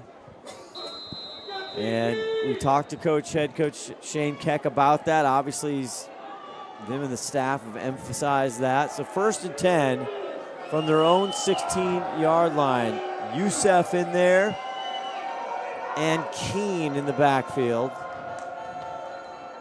Bunnell gets it to Youssef. Youssef stutter steps, goes right, and he maybe gets 1 yard or so. He's brought down by Kai Brooks. Glacier Peak's defense, they're just relentless. It looks like those kids just love to play defense. And all of them, all 11 of them, running to the football, wanting to be a part of the tackle. That enthusiasm on defense makes for a really good defense. 2nd and 9. Brady Bunnell, sophomore, hasn't run too much tonight. Back to pass. Now he cuts it up. Flag in the backfield. Brady on a big run. A Bears first down. Crosses the 30. Coming back. It's probably a bad block for Tahoma, so it's going to be on Tahoma, I think. Yep. And there could be the hold right there on 52. And that is consistently, that's the best offensive play that Tahoma has is number 8, running the ball. And not a designed run. He gets back there in a drop back pass. He's looking for a receiver, doesn't like it, and takes off and runs. That's tough on a defense. You got everybody dropping back out of there. Gives the quarterback all kinds of room. Just a holding penalty got him. Yep, going to go against the Tahoma Bears. We're going to call this third quarter the penalty quarter. Good. Yeah, it has been nothing but flags, play after play. So 2nd down, but a long way to go. They have to get up to the 26-yard line. Ball is now at the 7-yard line or 8-yard line. Youssef, the running back. Motion, and Bunnell keeps it, but he's got nothing there. Yeah, that's one of the favorite running plays. Tahoma, that little sidestep, quarterback power is what they call Brady it. Bono keeps Backside guard pulls up and leads for the quarterback. Glacier Peak does a great job of defending it. That penalty critical now, just behind the sticks one more time. 3rd and 19. Luke Fullerton on that tackle. Dane Chapman in on it. And this is what got them in trouble in the first half, Steve, is they'd have a great positive play, but it'd come back on a penalty, and they've just been behind the sticks. Yeah, they're not that kind of offense. They don't want to be behind the sticks that much. Bunnell gets rid of it. It is caught. Abercrombie with his first catch tonight close to the sticks, a big pickup, 4th and short. But you're only on your own 25-yard line. You got to go, though. Looks like there's a Glacier Peak player down to give Tahoma a chance to think about what they want to do here. Oh, no, and that's Chim. That's Kalel Chim, the senior. He might be cramping here, Coach. He's got his leg up in the air like he's got a calf cramp. It's a cold night for a cramp, isn't it? I don't like those cramps, whether it's cold or hot. Ronnie, you got any pickle juice on you, or what else do we need? Mustard. Give him some mustard. Mustard, yeah. I like the mustard. I think I'd like to go back to the shot clock and we get some more of those shots back here. Yeah. Hopefully Khalil Chim, he's been a big part of their efforts this year. You got to go for this 4th and 1, don't you? I don't know. I don't know that you do. Really? 7 minutes to go. I mean, you give Glacier Peak the ball here, you don't get it. You have to think about that could happen. You don't get the first down. Now you give basically you're saying the game's over. We're gonna do it right now. Chim running off. I think you were absolutely right, Dr. Hannon. You prescribed it perfectly. Good to see Khalil Chim come off. 6:46 left to go in the 3rd quarter here. 4th and 1. Looks like they're gonna go for it. It does. Bunnell. Trying to draw him off, maybe. They could be doing that. Well, they're gonna run a play now. Youssef. Right behind Bunnell. Get it to him, and he's going to get a bare first down. Ooh, by a yard. Big play there. Gigantic play. You could not give Glacier Peak the ball right there and think that you're going to come back and win this game. So. That takes onions. First down. Layers. Zach Myers in his 3.5, 4th season here as Bunnell pitches it out. What a play. Province gets down. It's only a gain of 6, but my goodness. We saw that earlier where the quarterback's got it. He wants to run it. Then he just pucks it. Is he over the line of scrimmage? Oh, it's behind. He threw it behind him, though. Yep, so he's good there. Now they go to that no huddle. Quick snap. Getting him in rhythm. 2nd and 4. Bunnell back to pass. About to be cracked. He gets it away, trying to go to Province, but he is tackled there. And just at the last second, too, he had the receiver that he wanted. He's open in the middle of the field, and he's going to deliver it, but he gets hit right in the back, right Bridges, before he throws it. Yeah, Bridges right there. Maxwell Bridges on the pursuit, among others. So now 3rd down and 3. Well, they got 2 downs to get it. They've already shown they're going to go for it. So don't have to put the ball up here if you don't want to. We've seen Johnny Gross a couple times, but we haven't seen him much. Youssef's got most of it. Here's Bunnell, and he gets all tied up, and the defense stretches it out, and he'll get a loss. That is a fantastic job by the Glacier Peak defense. Takes it around the right side. Watch those blue shirts run to the ball. 58's on the backside of the play. He's the backside defensive end. He goes all the way across the field to make that tackle. That's the captain, James Jenksons, and again, Fullerton was on pursuit for him. So now it's 4th and 4. That was a Jake Elvig play from the backside of the line right there.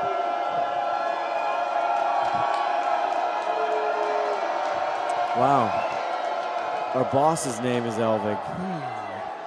Like to get paid. Youssef cuts up and he gets the first down. It's another gigantic play for Tahoma, and they feel like they're kind of in rhythm, or they're getting something together here. Great decision by the quarterback to dump that thing out. Big pickup. They're at it one more time. Motion. Goes back. Now he's chased. Can he get out of it? No, and a huge sack. Oh, my. Bridges comes up huge. Wow, that is not an easy play to make right there. To get that quarterback on the ground. And we've seen it a handful of times that that first guy there does not get him down on the ground, and he just had him wrapped up from the beginning. I don't know what Coach Keck is talking about down there to the officials. He's animated. That was a good play, Coach Keck. Tremendous loss right there. And Bridges comes up huge. Maxwell, 6'1", the junior. And once again, they are way behind the sticks. Second and a long ways to go. Oh, my goodness. Steiner on the far side, there's a flag, and he's taken down across the 30 to 31. It seems like 5 minutes has come off the clock with Tahoma going up 20 yards and back 20 yards. And the score itself is just killing them with how long it's taken them to move the ball. Another penalty on the Bears. Backfield motion penalty.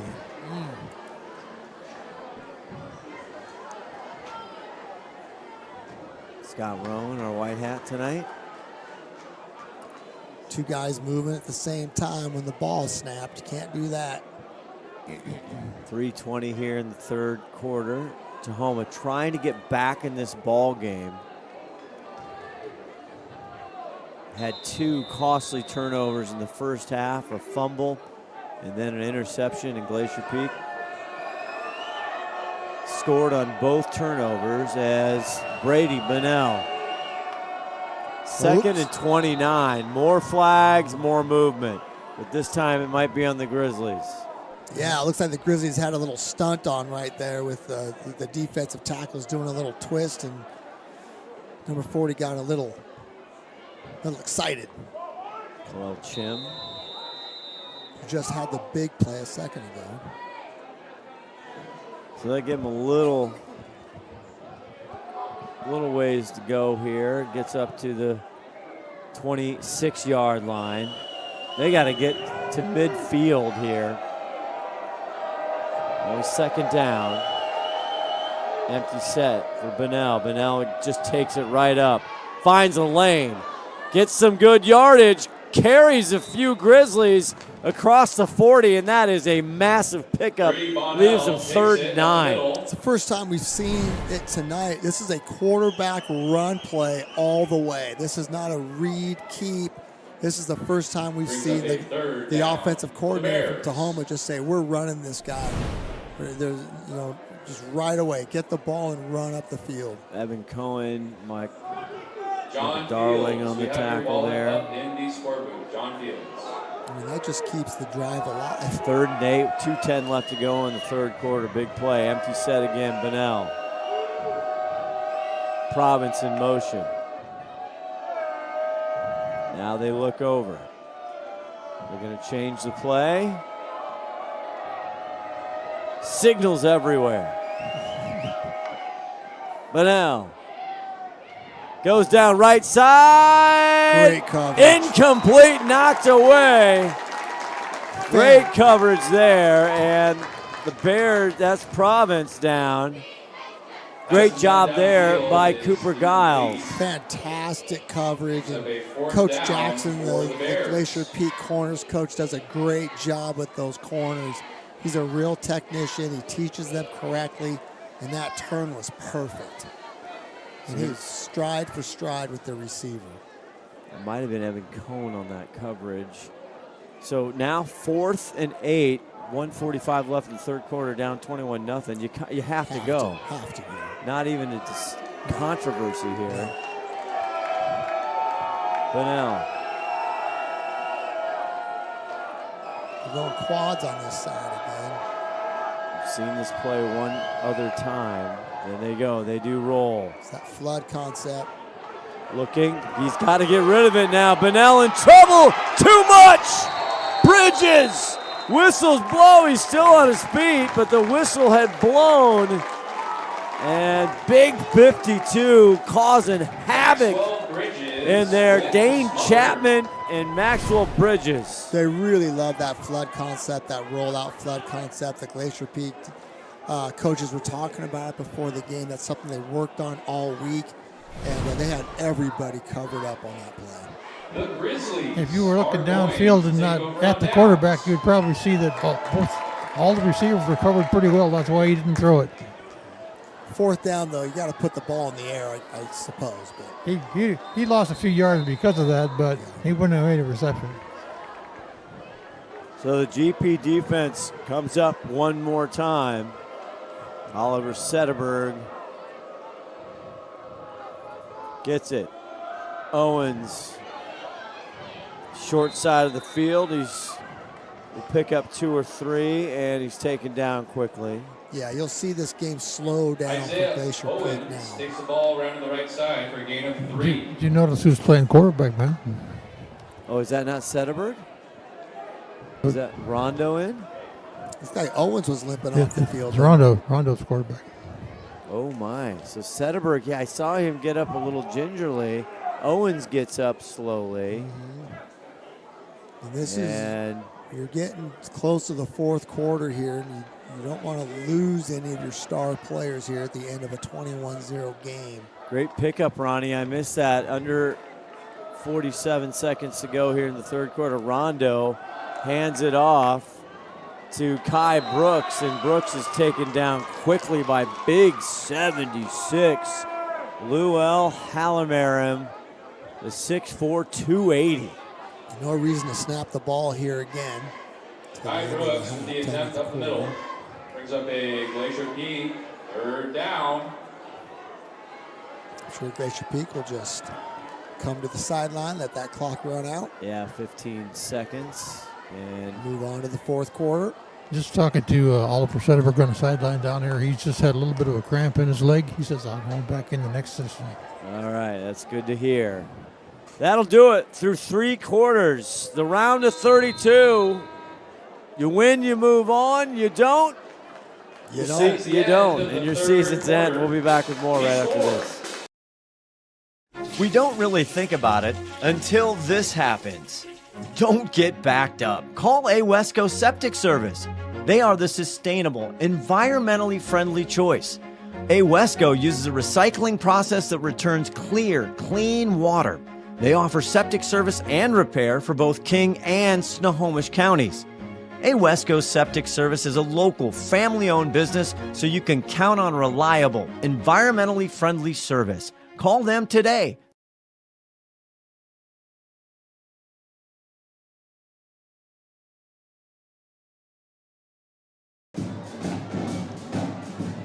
Here we go.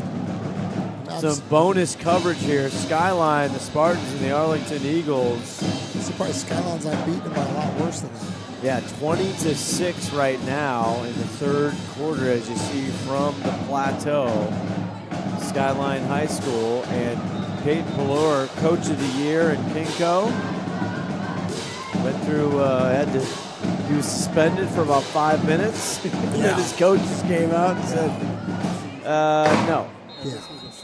He goes, we go, and he was back on. That was a win for everybody. It really was. Great guy, got to do their game, their big win over Bothell. Bothell, though, has been on a tear ever since. Yeah. Big win over Bellevue. All right, Rondo's still in. Rondo fakes. Now Rondo's going to throw deep on the right side, up for grabs. It's intercepted, but I don't know if he was in bounds. And they're saying he's in bounds. Christian White Brandon, are they saying that's an INT? Intercepted by Tahoma. What a great look at this, a one-handed catch. What a catch. My goodness, trying to go to Albright. I don't understand it. Let's see that again. I don't like that one. I don't understand it. I don't know why Rondo in there, the backup quarterback, he just throws it up. But look at this great defense. What a pick. What a catch. That was just a big can of corn up in the air. You could have run with that and caught it, Scott. Yeah, but he had to do it one-handed. Yeah, well, he had to show off. White Brandon, good job. So a good play here for the Bears. They just got to put it in. But GP defense has been great so far. Here he goes. Youssef on the left side. He cuts up. He gets through, and he has the Bears first down up to the 20. Well, that's positive. There's some positive movement there. They're going to go hurry up and go as fast as they can here. For a first down. They need to score quickly. This team averaged 34 points a game in NPSL. But they're trying to get in this game, and they're missing one of their key cogs in Johnny Gross. Came in a couple plays, but hasn't been able to go. That's tipped at the line, and we've seen that a few times. He had an open receiver there. Yeah, Glacier Peak doing a good job of rushing with their hands up, and just in case that ball hits their hands, so there's a receiver open, just not able to get him the ball. Trying to get it to Ethan Tanner there. 11:21 to go in the ball game. 2nd and 10.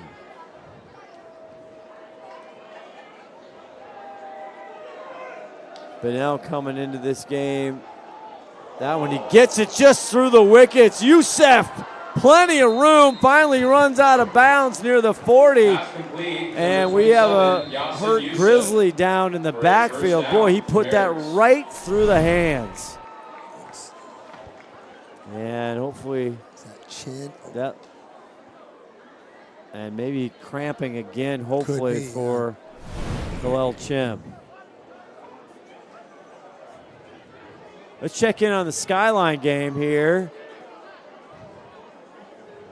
And there's Skyline. Quick throw to Chisanga. The catches quarterback. The ball, dives forward. Did he gets make the pass line to gain? complete? I think he did. He did. The refs are signaling to move the chains. Made it by about a half a yard, so pick up a 3 for Bupe. Nice easy pitch and catch there from Ben to Bupe. Bupe's first catch of the game, getting on the board, catching a first down. Skyline down to the Arlington 45, moving the chains.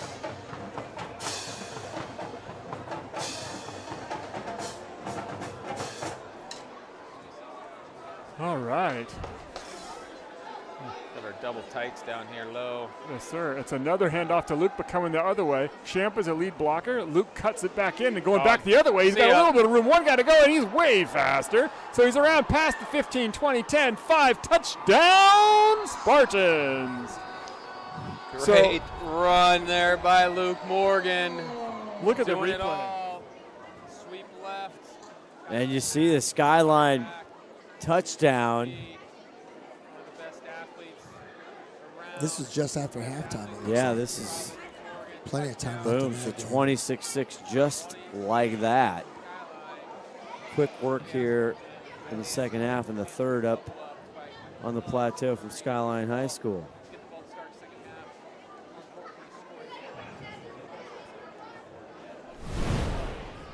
So this is back to our game and the replay there. Bunnell gets it right over, and that's Chim goes down, but grabbing his calf right there. Yeah, like hopefully he's all right. And the Bears get a first down, 11-14 left to go in the game. We'll take a quick break. We'll be back with more right after this. Seattle sports on YouTube. It's amazing. Have you subscribed? Brock and Salk. Baseball man. Bump and Stacy. There is always fire. Wyman and Bob. Phenomenal. Stream the local sports leader live on YouTube. Seattle Sports. Oh boy, back here and Khalil Chim. Oh, that does not look, that looks like more than a cramp. They're being cautious with him either way. He's been such a big part. The senior. Big fella, 6'1", 230.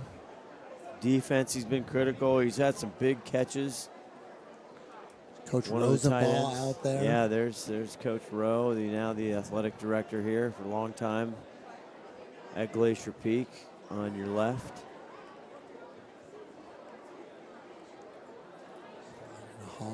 Yeah. Oh boy. Trying to get him going here on a cool November evening. They get a nice applause from the crowd. He's not putting any weight on that. No.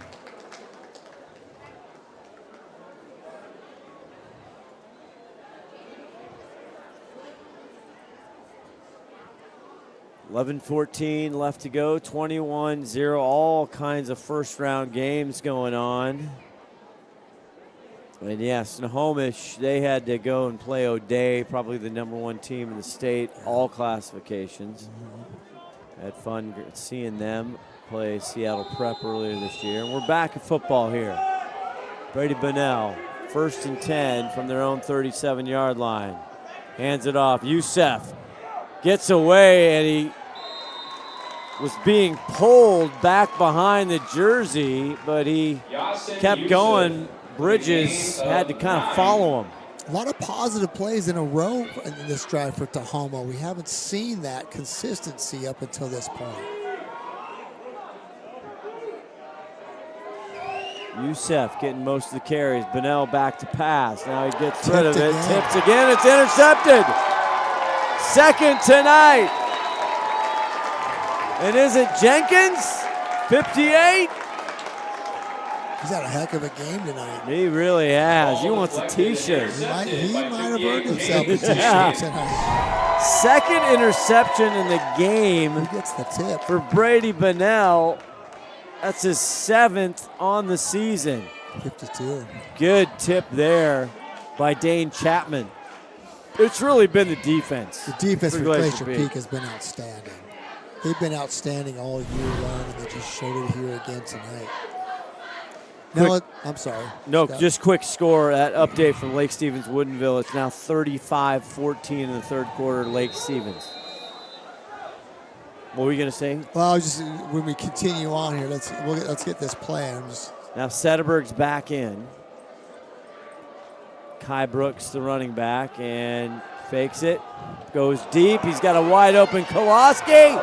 And he can't bring it down. Good coverage again there. He was open initially, and then the Tahoma corner did a good job of closing that gap. That's Christian White-Brandon right there. And Kowalski had a big touchdown last week against Kamiak in their big win. Yeah, he's been a really solid receiver here at Glacier Peak for a while now, for a few years. This is senior year, right, Kowalski? No, Kowalski's a junior. Oh, he's back again. 2nd and 10. Sederberg. Kai Brooks, and he slips. Tried to cut it back, and he slips, and he runs right into two Bears. Yes. And Noah Stuckey gets him. The clock continues. I was curious about the way that they do playoffs now. I believe that after this week 10, next week's game, when we're down to 16, they reshuffle everyone and they come up with the pairings. Correct, yeah. So then they go back to the seedings and the RPI at the top 16. STSPN Seattle Sports will be at Lake Stevens High School next Friday night, so make sure you stay with us. TBD on who the Vikings will play. Given that they move on, they should beat Woodinville, now up 35-14. Yeah, running back all the way up to the 20-yard line. That's Blake Jordan in the ball game. Not sure why you don't do anything except for that. Flag on that play. He might be coming back. But I mean, if you're Glacier Peak, this is where you have your most success tonight. You want the clock to continue to run. You've got a 21-0 lead. You just keep running the ball.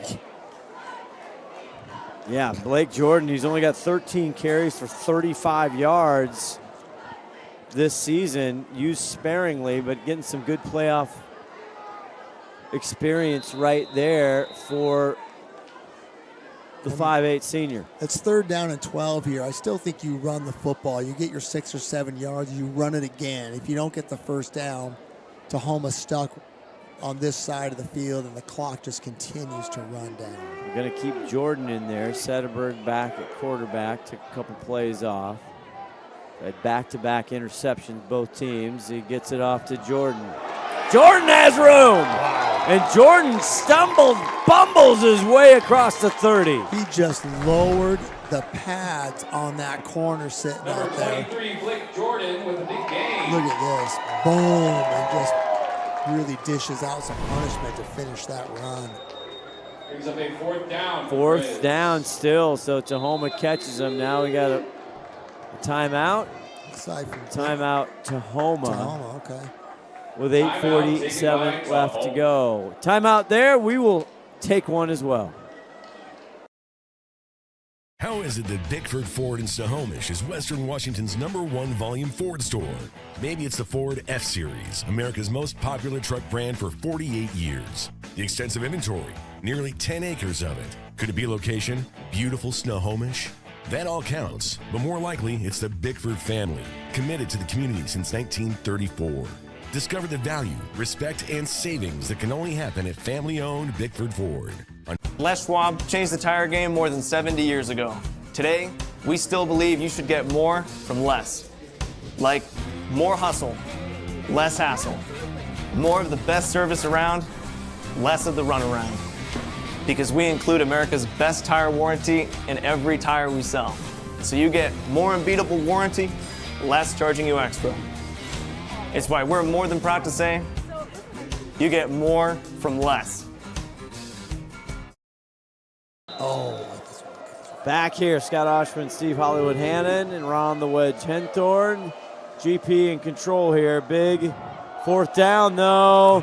Jordan, they get another flag, and I don't know that he got there, did he? Oh, he got there. Oh, he did. Jordan, but there's a flag on the play. It was thrown right away like it's an illegal motion or an illegal set.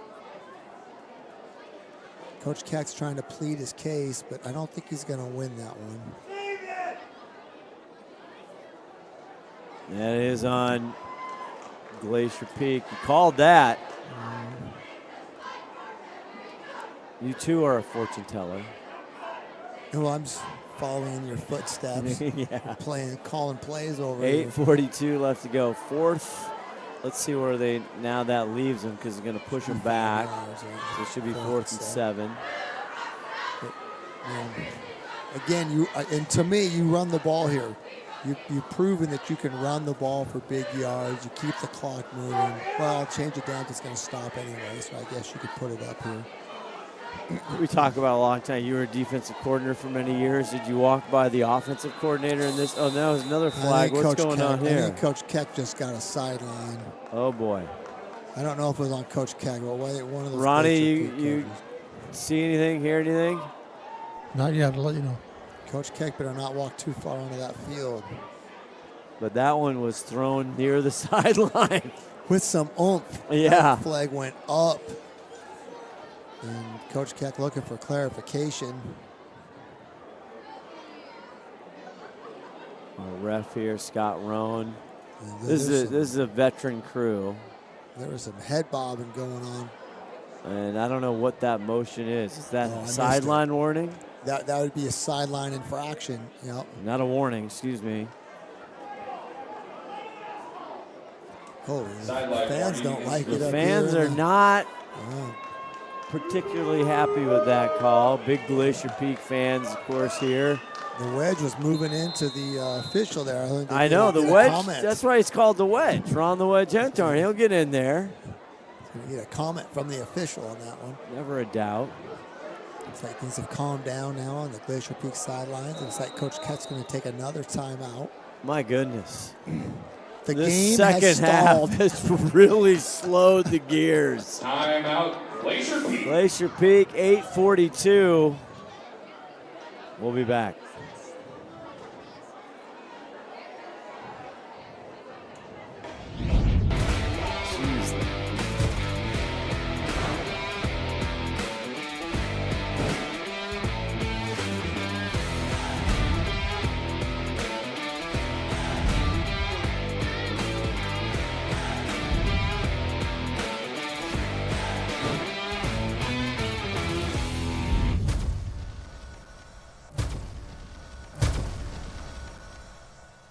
McDaniel's Do It Center is located in beautiful Snohomish, Washington.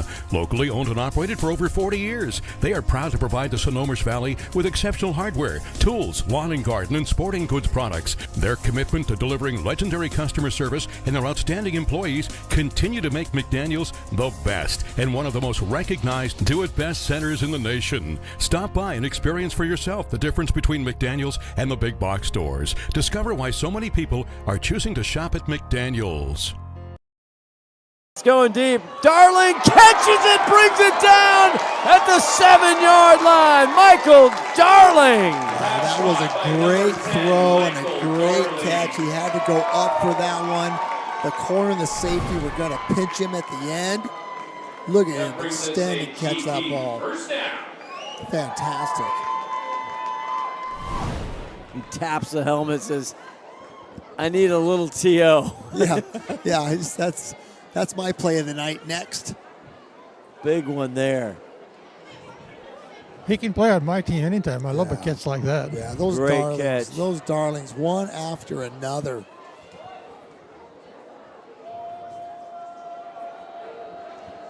Jordan, left side, and he's taken down. Good job there by Yasan Youssef. He has been all over the field for these Bears. Yeah, he might have been the player of the game if his team would have won the game. Yeah. And that's really good linebacker play right there. Shuffling 45 degrees, running through the opening like a running back on the defensive side and running right into the running back and makes the tackle. Yeah, and he's been running the ball like crazy. He's going to sleep well tonight. He's a good player. Blake Jordan, the senior, gets the ball now right side. Good pursuit there by big 78 Tavin Zinniger.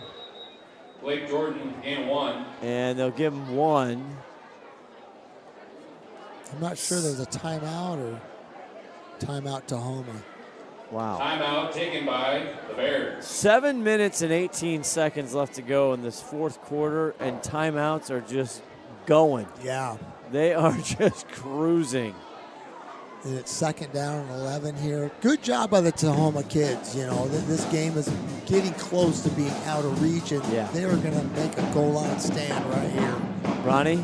It's a bear battle down here, guys. You got the Bears against the Grizzly Bears, and they're just growling at each other, and they're not getting anywhere.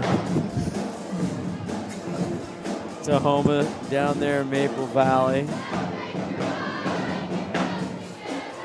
Of course, before the game, talking to head coach for the Bears, Zach Myers, you know, you thought you didn't know anybody, but it turns out you know all kinds of people that he knows. Zach Myers, he coached at Skyline for many years, then at Eastlake, and then took the job a little over 3 years ago here at Tacoma. And he knows a lot of the GP guys, Yeah. Coach Bean and Coach Ross, who coached at Issaquah for a number of years. All you coaches, you know we all everybody. coach against each other. We coach with each other.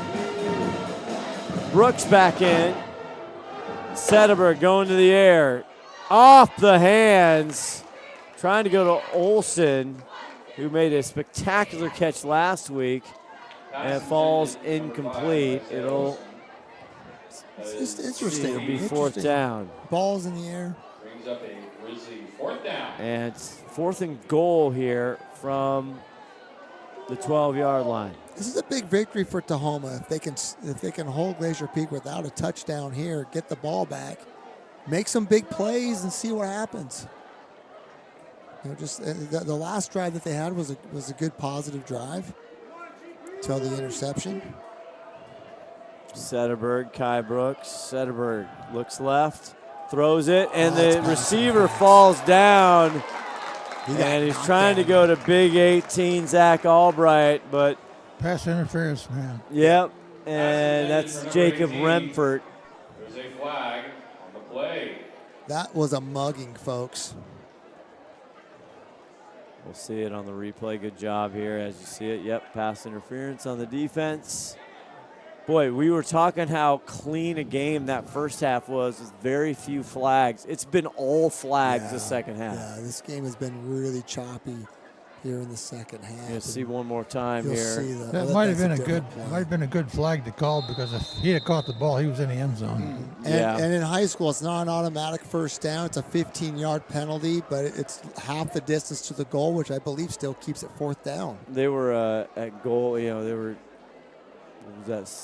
Second down and goal to go by under 12, I think. So it's still fourth down here, so Tahoma could still get off the field. So fourth and goal at the 6. Sederberg looks, throws, pass, dropped.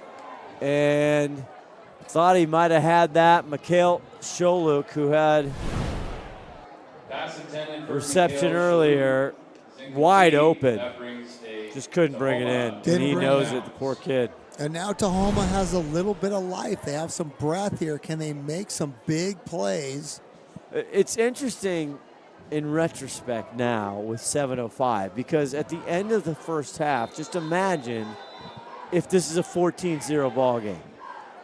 It was less than a minute to go. Glacier Peak gets the ball on the turnover. They drive down, and they get that score with 13 seconds left in the first half. The 21-0, it changes. If it's 14-0, Tahoma's like, hey, we push one in, and we're in this game. Costly turnover right before the half by Tahoma there. Costly. Keene, the running back. Bunnell, now he pops it out. And nothing again. The GP defense has not given up much, as Tanner, the ball carrier, right there. Difficult play to defend, and Glacier Peak has done a fantastic job of staying home, staying in their spots, and making plays and tackles. Bunnell back to pass, looks. Has time, now he just chucks it way down right, going to Steiner. It's caught at the 40-yard line! And that is exactly the right thing to do. He's not open, he's covered, and you just throw the ball up, hope for pass interference or a big play. And that's exactly what Tahoma gets. That's a launch. He put everything and some mustard on that, Grandma. They're back at it. Pops it out, in and out. That'll drop to the ground, trying to go to Owen Keene there. What a big play for the Bears. And you just never know when these things are going to happen. And can Tahoma get a score on the board and then feel good about themselves? Then you're looking at onside kicks and all kinds of fun.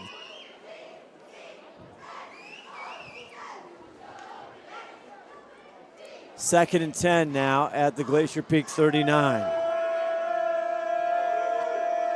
Brady Bunnell.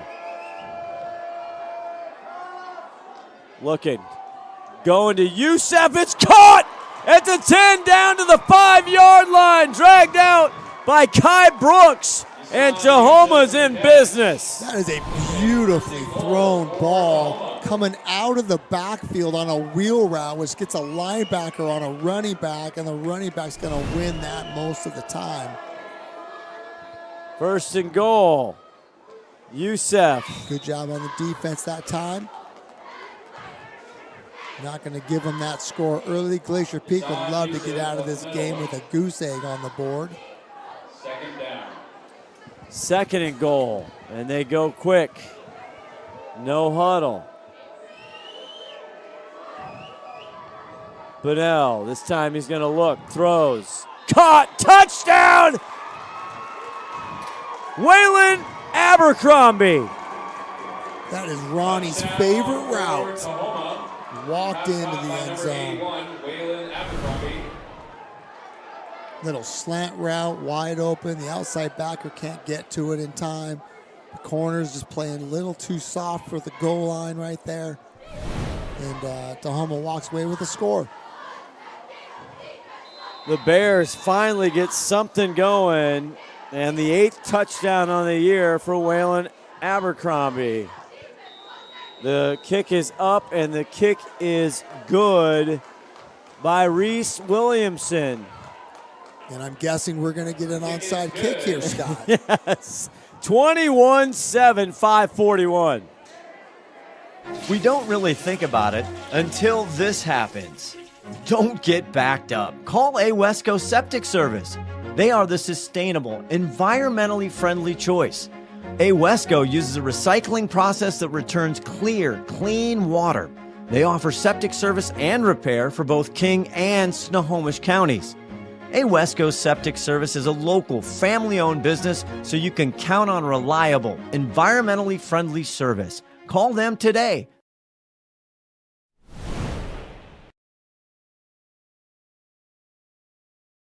Steve Hannon, Ron the Wedge Henthorn. And they've been stymied, has this Tahoma Bear offense a couple times. Kentridge, they scored 51 that game. So just looking to see, this is a potent offense is my point. I was trying to look to see what their lowest score is. Here as Padua gets it. Onside kick, and GP has retained it. As you predicted, Steve Hannon, as Kowalski comes up with it. Yeah, it looked like the Tahoma players weren't ready to get going on that. By the time the ball got to the Glacier Peak player, it took a bounce off of the player and onto the turf, but there was no white shirts anywhere around there yet. So it was a low line drive kick right in his hands, though. Okay, so just too hard, too fast. Too hard, too fast. You have to run 10 yards to get there. That was quick. I got you. 5:39 left to go, 21-7. Well, I doubt we're going to see anything but the ball in the running back's hands here for Glacier Peak. And Jordan in is the back one more time, and he gets the ball. And he's bottled up quickly in the backfield right there. Big 76, Luol Hallamarian. We've called him before. Hard to stop, 6'4", 280. And this is final timeout for Tahoma. Yeah, it looks like it.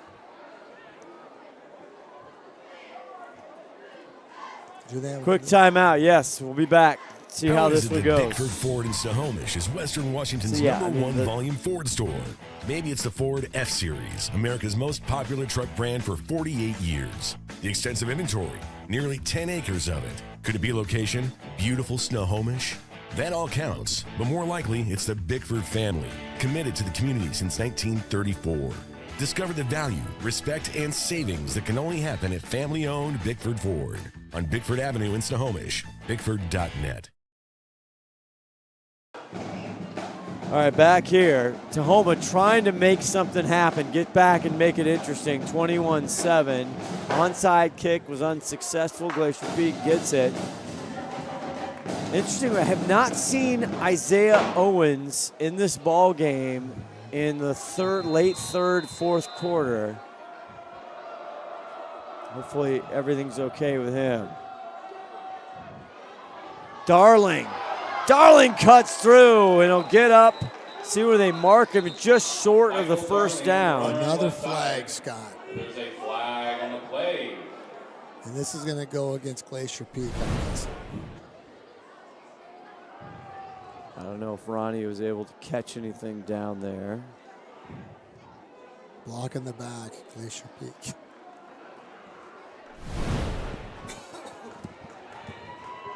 A lot of flags here in the second half.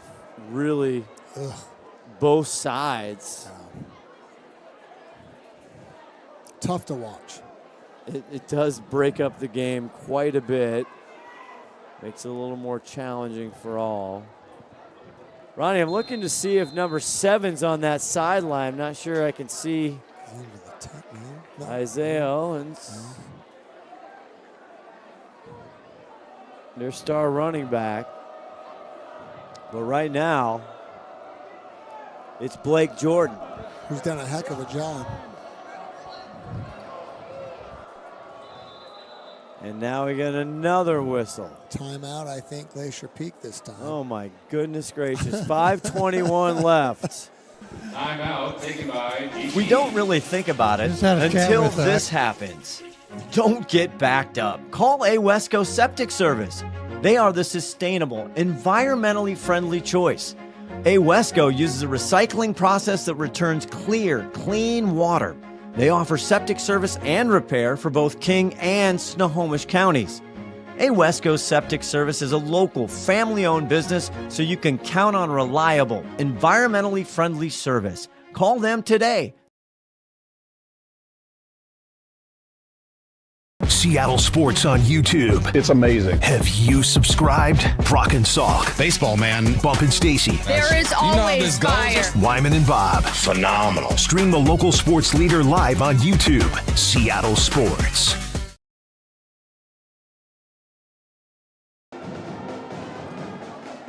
Back here, Bump and Stacy. Boy, I got to go down to 710, the world headquarters of the studios. Got to wave. Yeah, they were doing the show. Got to see them. John Curley, all the big superstars down there. Sederberg rolling out. Wide open is Darling at the 35. Just gets tripped up and down to the 31-yard line. Michael Darling. Boy, we thought we had our T-shirt recipient possibly. Now he's kind of... discussion needs to be held. Putting a question mark on it. Wow, what a play by Coach Keck, too. Not what I would have done. I would have ran that ball and ran it, and he puts it up. You know, Tahoma's thinking the same thing. They're going to run it. So they were boring to watch when you were the offense. When you were playing the offense, you kids call, you were boring, right? Just boring. When you were the offensive coordinator? Yeah. 1st and 10 here, and there is Owens back. We were just asking where he was. Ron told us he was fine at the break, and he got back in there, and he just clips off another 13 yards. He's walking slowly around out there. I think I get him out of the game. You need him for next week. That's what Coach Keck is going to do. It's like, yeah, when he got up, he's looking just a little off. Yeah. I don't think anything serious, but... Yeah, I think he said it just kind of a sprain, but he's trying to walk through it.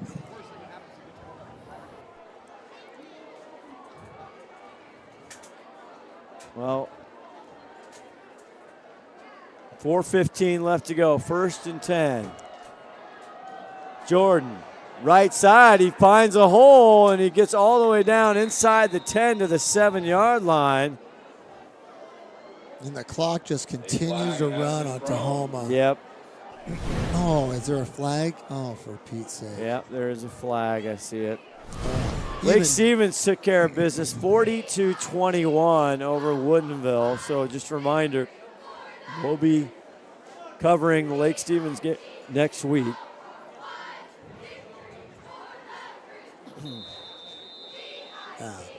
Probably true. I don't think even Tim Boyle would enjoy all these flags. No, this is too much. The second half has been a lot. There's been about as many yards lost on the penalty flags as there has gained on the offense. Probably. I bet that's true. I mean, Glacier Peak, to Tahoma's credit, they have stopped. Glacier Peak has not scored yet in the second half. Jordan on the near side. Cups up, gets a block, crosses the 20. And to get back to the original line of scrimmage, it's still something they've got to contend as Glacier Peak if they move on here. They've got to cut down on these penalties. Yeah, I don't know who they're going to match up against next week, but it's going to be a team that you can't give away 50 yards in penalties and expect to win the game.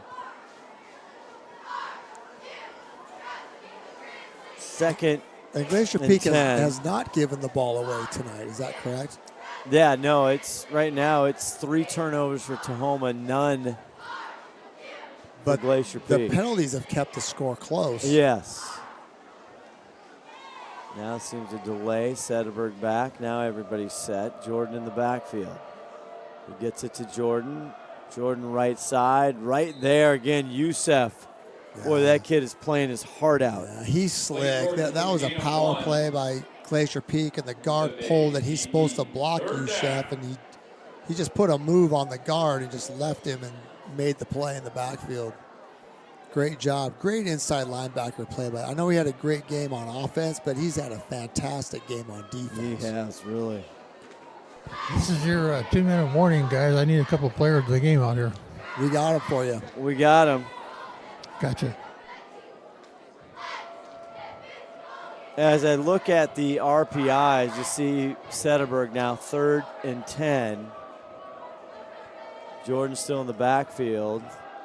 Sederberg going deep. That one's just too deep, trying to get to Kowalski, but over his head. So as they reset it right now, Glacier Peak 13 in the RPIs as of tonight before everybody plays tonight and tomorrow. Okay.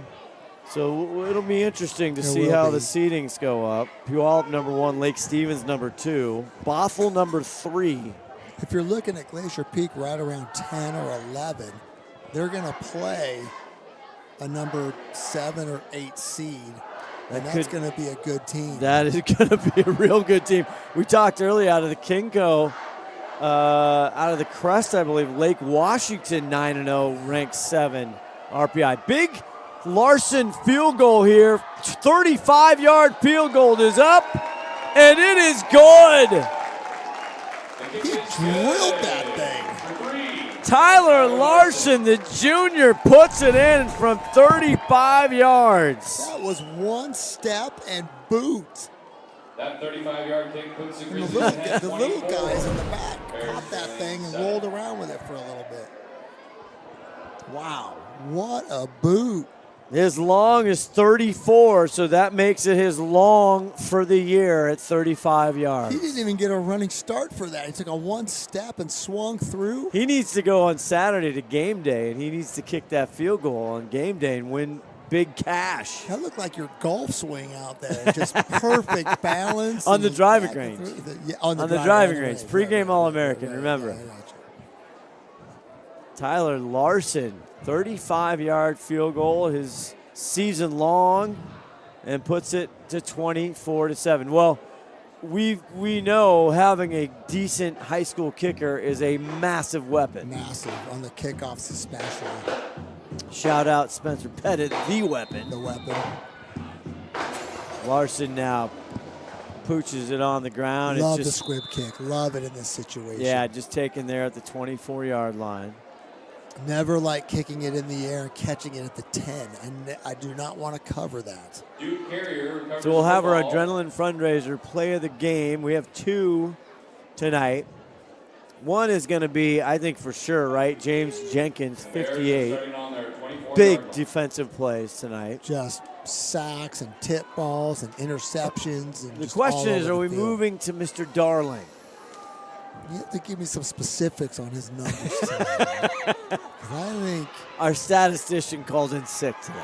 Yeah, okay. I mean, Isaiah Owens deserves it. Who was the other back that ran the ball so well tonight? Well, Kai Brooks was big. Hopefully Khalil Chin was all right. Brady gets it off, and it's complete, up for about 2 or 3 yards. And that's number 9, Duke Carrier. Duke Carrier with the reception. I'd go for Kyle Brooks or Isaiah Owens. So Isaiah has been a player of the game once. Okay. I think Brooks was just big tonight. Brooks was big. He had that huge big play. Or Darling. I don't know if Darling's been. That one's completed on the far side. Now just ganged up, and now we have a flag. Steiner with the catch. What is that going to be about? Oh, there's Roy Rosenbaugh. Look at him. He's getting some refreshments. Athletic director here at Glacier Peak. Former head coach for many years. He's guzzling that thing. Well, he's working hard. Back when we coached together, his hair was a lot browner. You gave him a lot of those gray hairs, maybe. No, he gave me. I lost my hair coaching on that that's staff. True. I had a full head of beautiful strawberry blonde when I started that job. Yeah, Ronnie? Give me a name besides Jenkins. Who else? Kai Brooks, 48. Gotcha.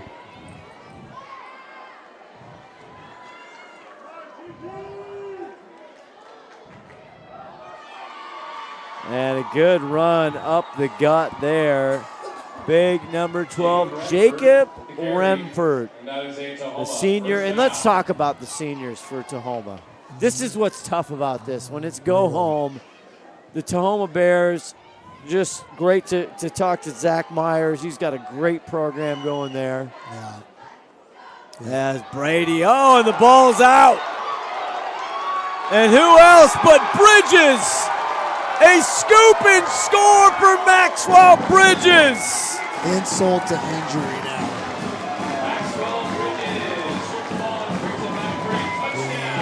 The fourth turnover of the night for the Bears. And it's kind of garbage time, but that one's going to look good on the stat book. Yeah, you were talking about the seniors, and for Tahoma, there's going to be tears, and you know these kids have put 4 years of blood, sweat, and tears into this thing. See the student section going crazy. A little early for Santa, isn't Santa it? Come on.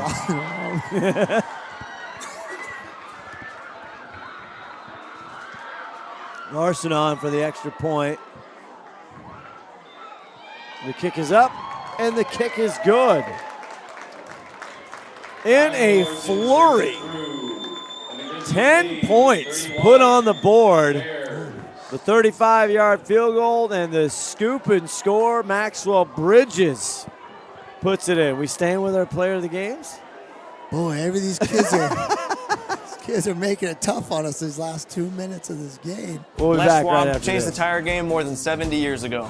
Today, we still believe you should get more from less. Like more hustle, less hassle. More of the best service around, less of the runaround. Because we include America's best tire warranty in every tire we sell. So you get more unbeatable warranty, less charging you extra. It's why we're more than proud to say, you get more from less.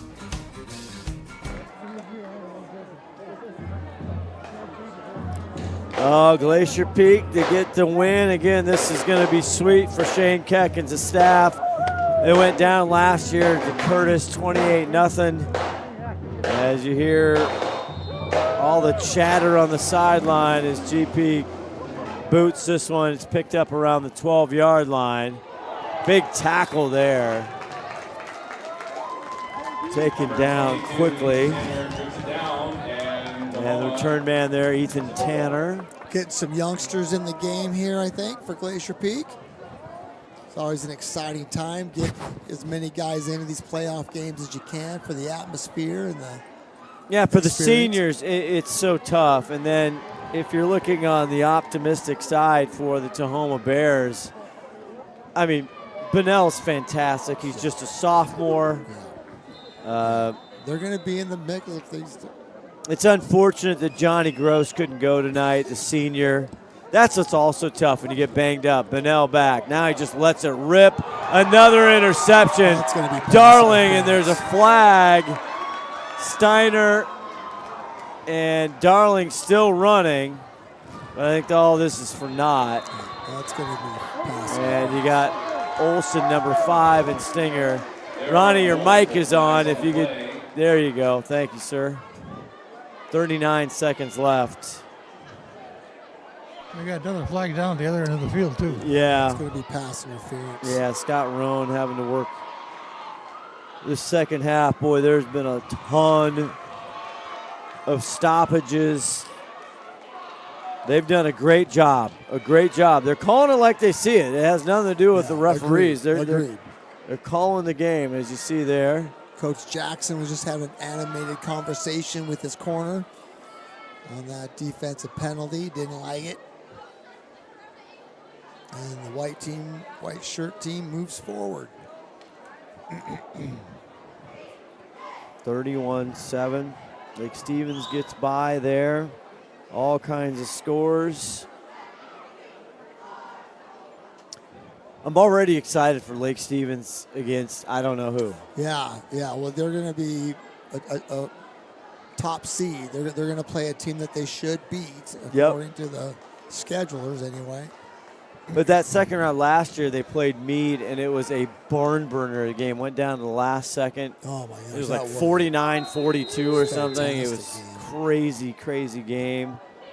And then Lake Stevens got beat by a really good, again, this year, high-ranked Chihuahua team, which Glacier Peak honestly could get in the next round. Yeah, that might be a matchup that they might get. You're right. And good defensive play there. Got youngsters by in Atticus Quist. Yeah, you're going to check your list now. Yeah.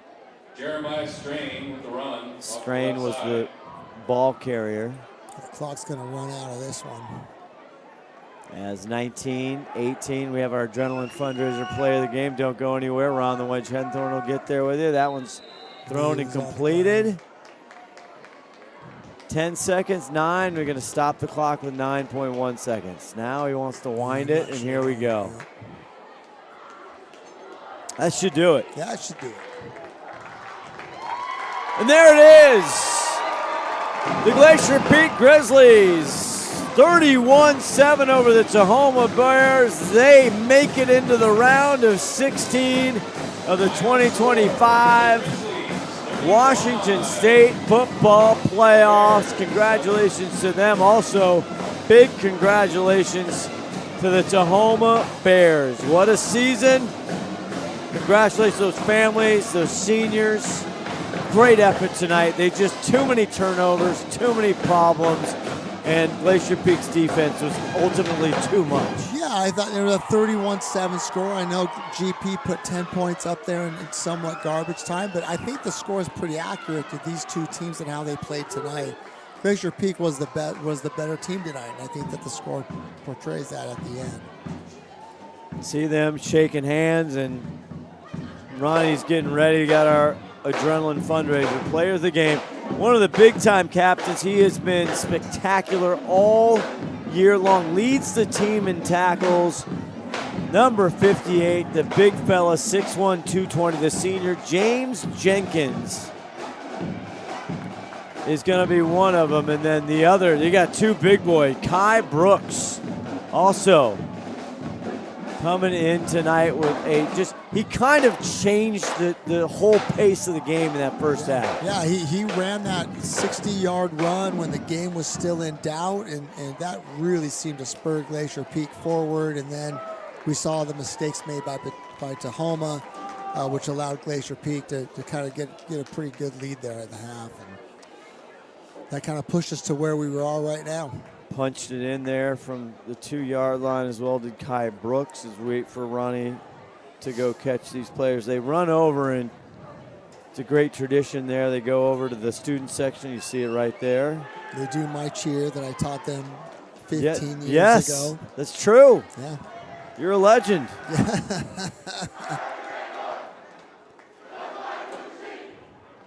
What, do you remember the cheer? Way down in the valley, sure, of course. What are they saying? They're singing. See Steve Holly there. I want to shout out the Hollies. Ellen and Steve Holly doing a great job. Steve had a new knee put in, and he's getting back on the field here, which is great. I see them trying to carry Khalil Chim. Yeah, they got to watch. You got two kids carrying an injured player. It makes me nervous. Yeah, I don't like that. All right, we'll go down to Ron the Wedge Henthorn. He's got our two player of the game, Jenkins and Brooks. Oh, our name? All right, got you guys down here. Kai Brooks here and Jay Jenkins. Yes, sir. So I can't tell which one of you guys is the biggest one here because I got a couple of T-shirts here. But tell me about being in the junk there, Kai Jenkins. What was that? In the line there, kind of. What's going on the line? Oh, yeah. Shout out the O-line, holding it down for us, letting us run that ball. Oh, yeah. Whoever that O-line, we ain't got nothing tonight. So, how about you on the trench down there? How was it? It was a hard-fought game. Definitely playing both sides. It's always hard, never easy. At halftime, I was eating 2 slices of pizza in there. Ate some gushers on the sideline. Still eating them on one play. So it's got to stay fueled. It's just a hard-fought game, honestly. But what kind of pizza? We had way too many mistakes. It wasn't a good win in my book. We got to clean this stuff up. It's week 10. We just can't make these mistakes again. A lot of mistakes in the second half, none in the first half. Yes, sir. Yeah, we just got to clean it up. You got to stay disciplined throughout the whole game. What do you feel about the way the game went for you tonight? Oh, it was a great game. Running that ball, cutting back, yeah, it was good. Hard-fought game. It was worth it. It was fun. It was fun. It's a good way to go. So who's your favorite fan up in the stands up there tonight? Oh, my mom. Shout out my mom. My family's up there. My little sister. My brother's on the field with me. Oh, yeah. How about who's your favorite fan up there tonight? Say that again? Who's your favorite fan up there tonight?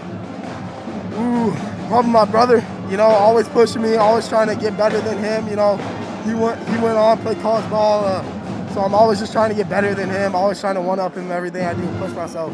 Okay, good. I got a couple of shirts here for you guys. Let me pull them out. Why don't you pull those helmets off and let the fans see your face? Yes, sir.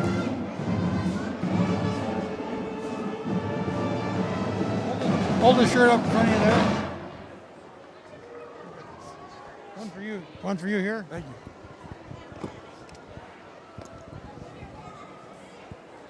There it is. James Jenkins. Yes, sir.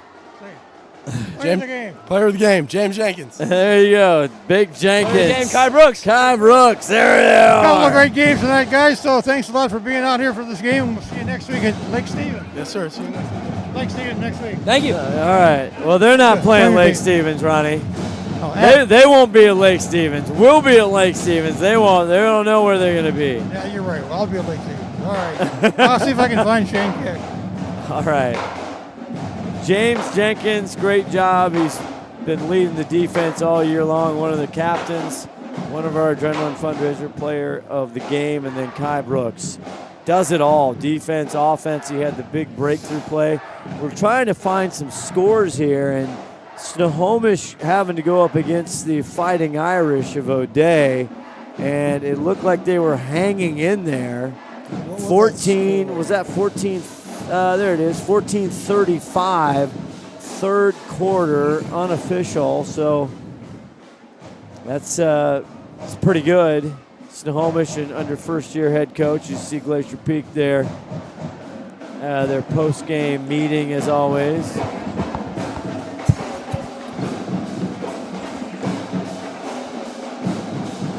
They're getting there he is, throwing something. Yeah, sometimes. I always like to know what the half. I didn't know they had a buffet at halftime. Steve, is that typical? That's a new one for me. We never had anything like that. I'm going to talk to Coach Keck after this. I mean, was it a full? Was it a was it a cowboy pizza? Well, there's Shane Keck. Pepperoni. What are you putting down? I was hungry at halftime. I know, and then the gushers. I don't even know what he's talking about. I don't know what a gusher is. It sounds like it's not healthy. He had to stay fueled up, and it didn't matter. The results were good. There's a close one in Bothell. Shane Keck breaks it up, and he's heading over to our Ron Henthorn. All right, we're down here with Shane Keck. Shane, a little bit sloppy in the second half, but you pull out a big win there. Yeah, it was ugly, wasn't it? I think you jinxed us at halftime with that penalties comment, Ron. I don't think you get to say that anymore. I'm real sorry about that. I think they called it a little tighter than we're used to right there in the second half, but that's the way it goes. You got to adjust and adapt, and so the kids played tough. I thought defensively, we really played really hard. I think we didn't let them out too many bad situations, and proud of the way Coach Bean and the defense prepared, and the kids played so dang hard. Really happy, happy for our community. This program belongs in the state tournament every year. That's our expectation, so super happy to be where we're at. Yeah, we're happy you made it through here, too. We don't know who you're going to play next week, but it's going to be a big game, I'm sure. Absolutely. We'll get you're going to get a state-level opponent. It's going to be possession right down to the wire, and so, we're happy to be back in it and where we're supposed to be. And clean up some of those second half mistakes, right? Yeah, absolutely. We'll get that stuff corrected. The ones, the physical ones, hey, they happen. A hold happens, a block in the back, that stuff happens. But the pre-snap penalties or a personal foul, just the stuff that we can control. We gotta address that stuff. All right. Good luck next week, Shane. Thanks for talking. I appreciate all your guys' coverage. Thank you. Appreciate it, Ronnie. All right, back to you, Scott. We'll talk to you in the bar later. Around the wedge, Henthorn. There's just nobody like him. Yeah, he's the best. It's just nobody like him. You see Glacier Peak dapping up everybody. They're excited. They are moving on to the round of 16, Steve Hannon. And that's when you used to be here for Roy Rosenbaugh and the first 8 to 10 years, that staff. You guys got pretty far quite a few times. Yeah, we did, and it's really exciting for the kids, and you want to just keep moving forward, right? And you just find out who you're going to play, and you try to dig up as much film as you can on them and try to prepare the kids the best that they can. But like what we were talking earlier with both these coaches, you really don't know. You look at their record and who they play, but you never played any of the teams that they played. You don't know very much about them and how it compares, and eventually you just show up at the field and you play your best. Well, Congratulations to the Glacier Peak Grizzlies again. Huge kudos to the Tahoma Bears and their great 25 season. They have nothing but optimism for next year. They got a young squad, mostly great skill players, so congratulations to them. That's going to do it for here. Ron the Wedge Henthorn, for Todd Elvig, our executive producer and 5-tool player, Steve Hannon, Scott Oshman saying so long. Glacier Peak moves on 31-7. Good night.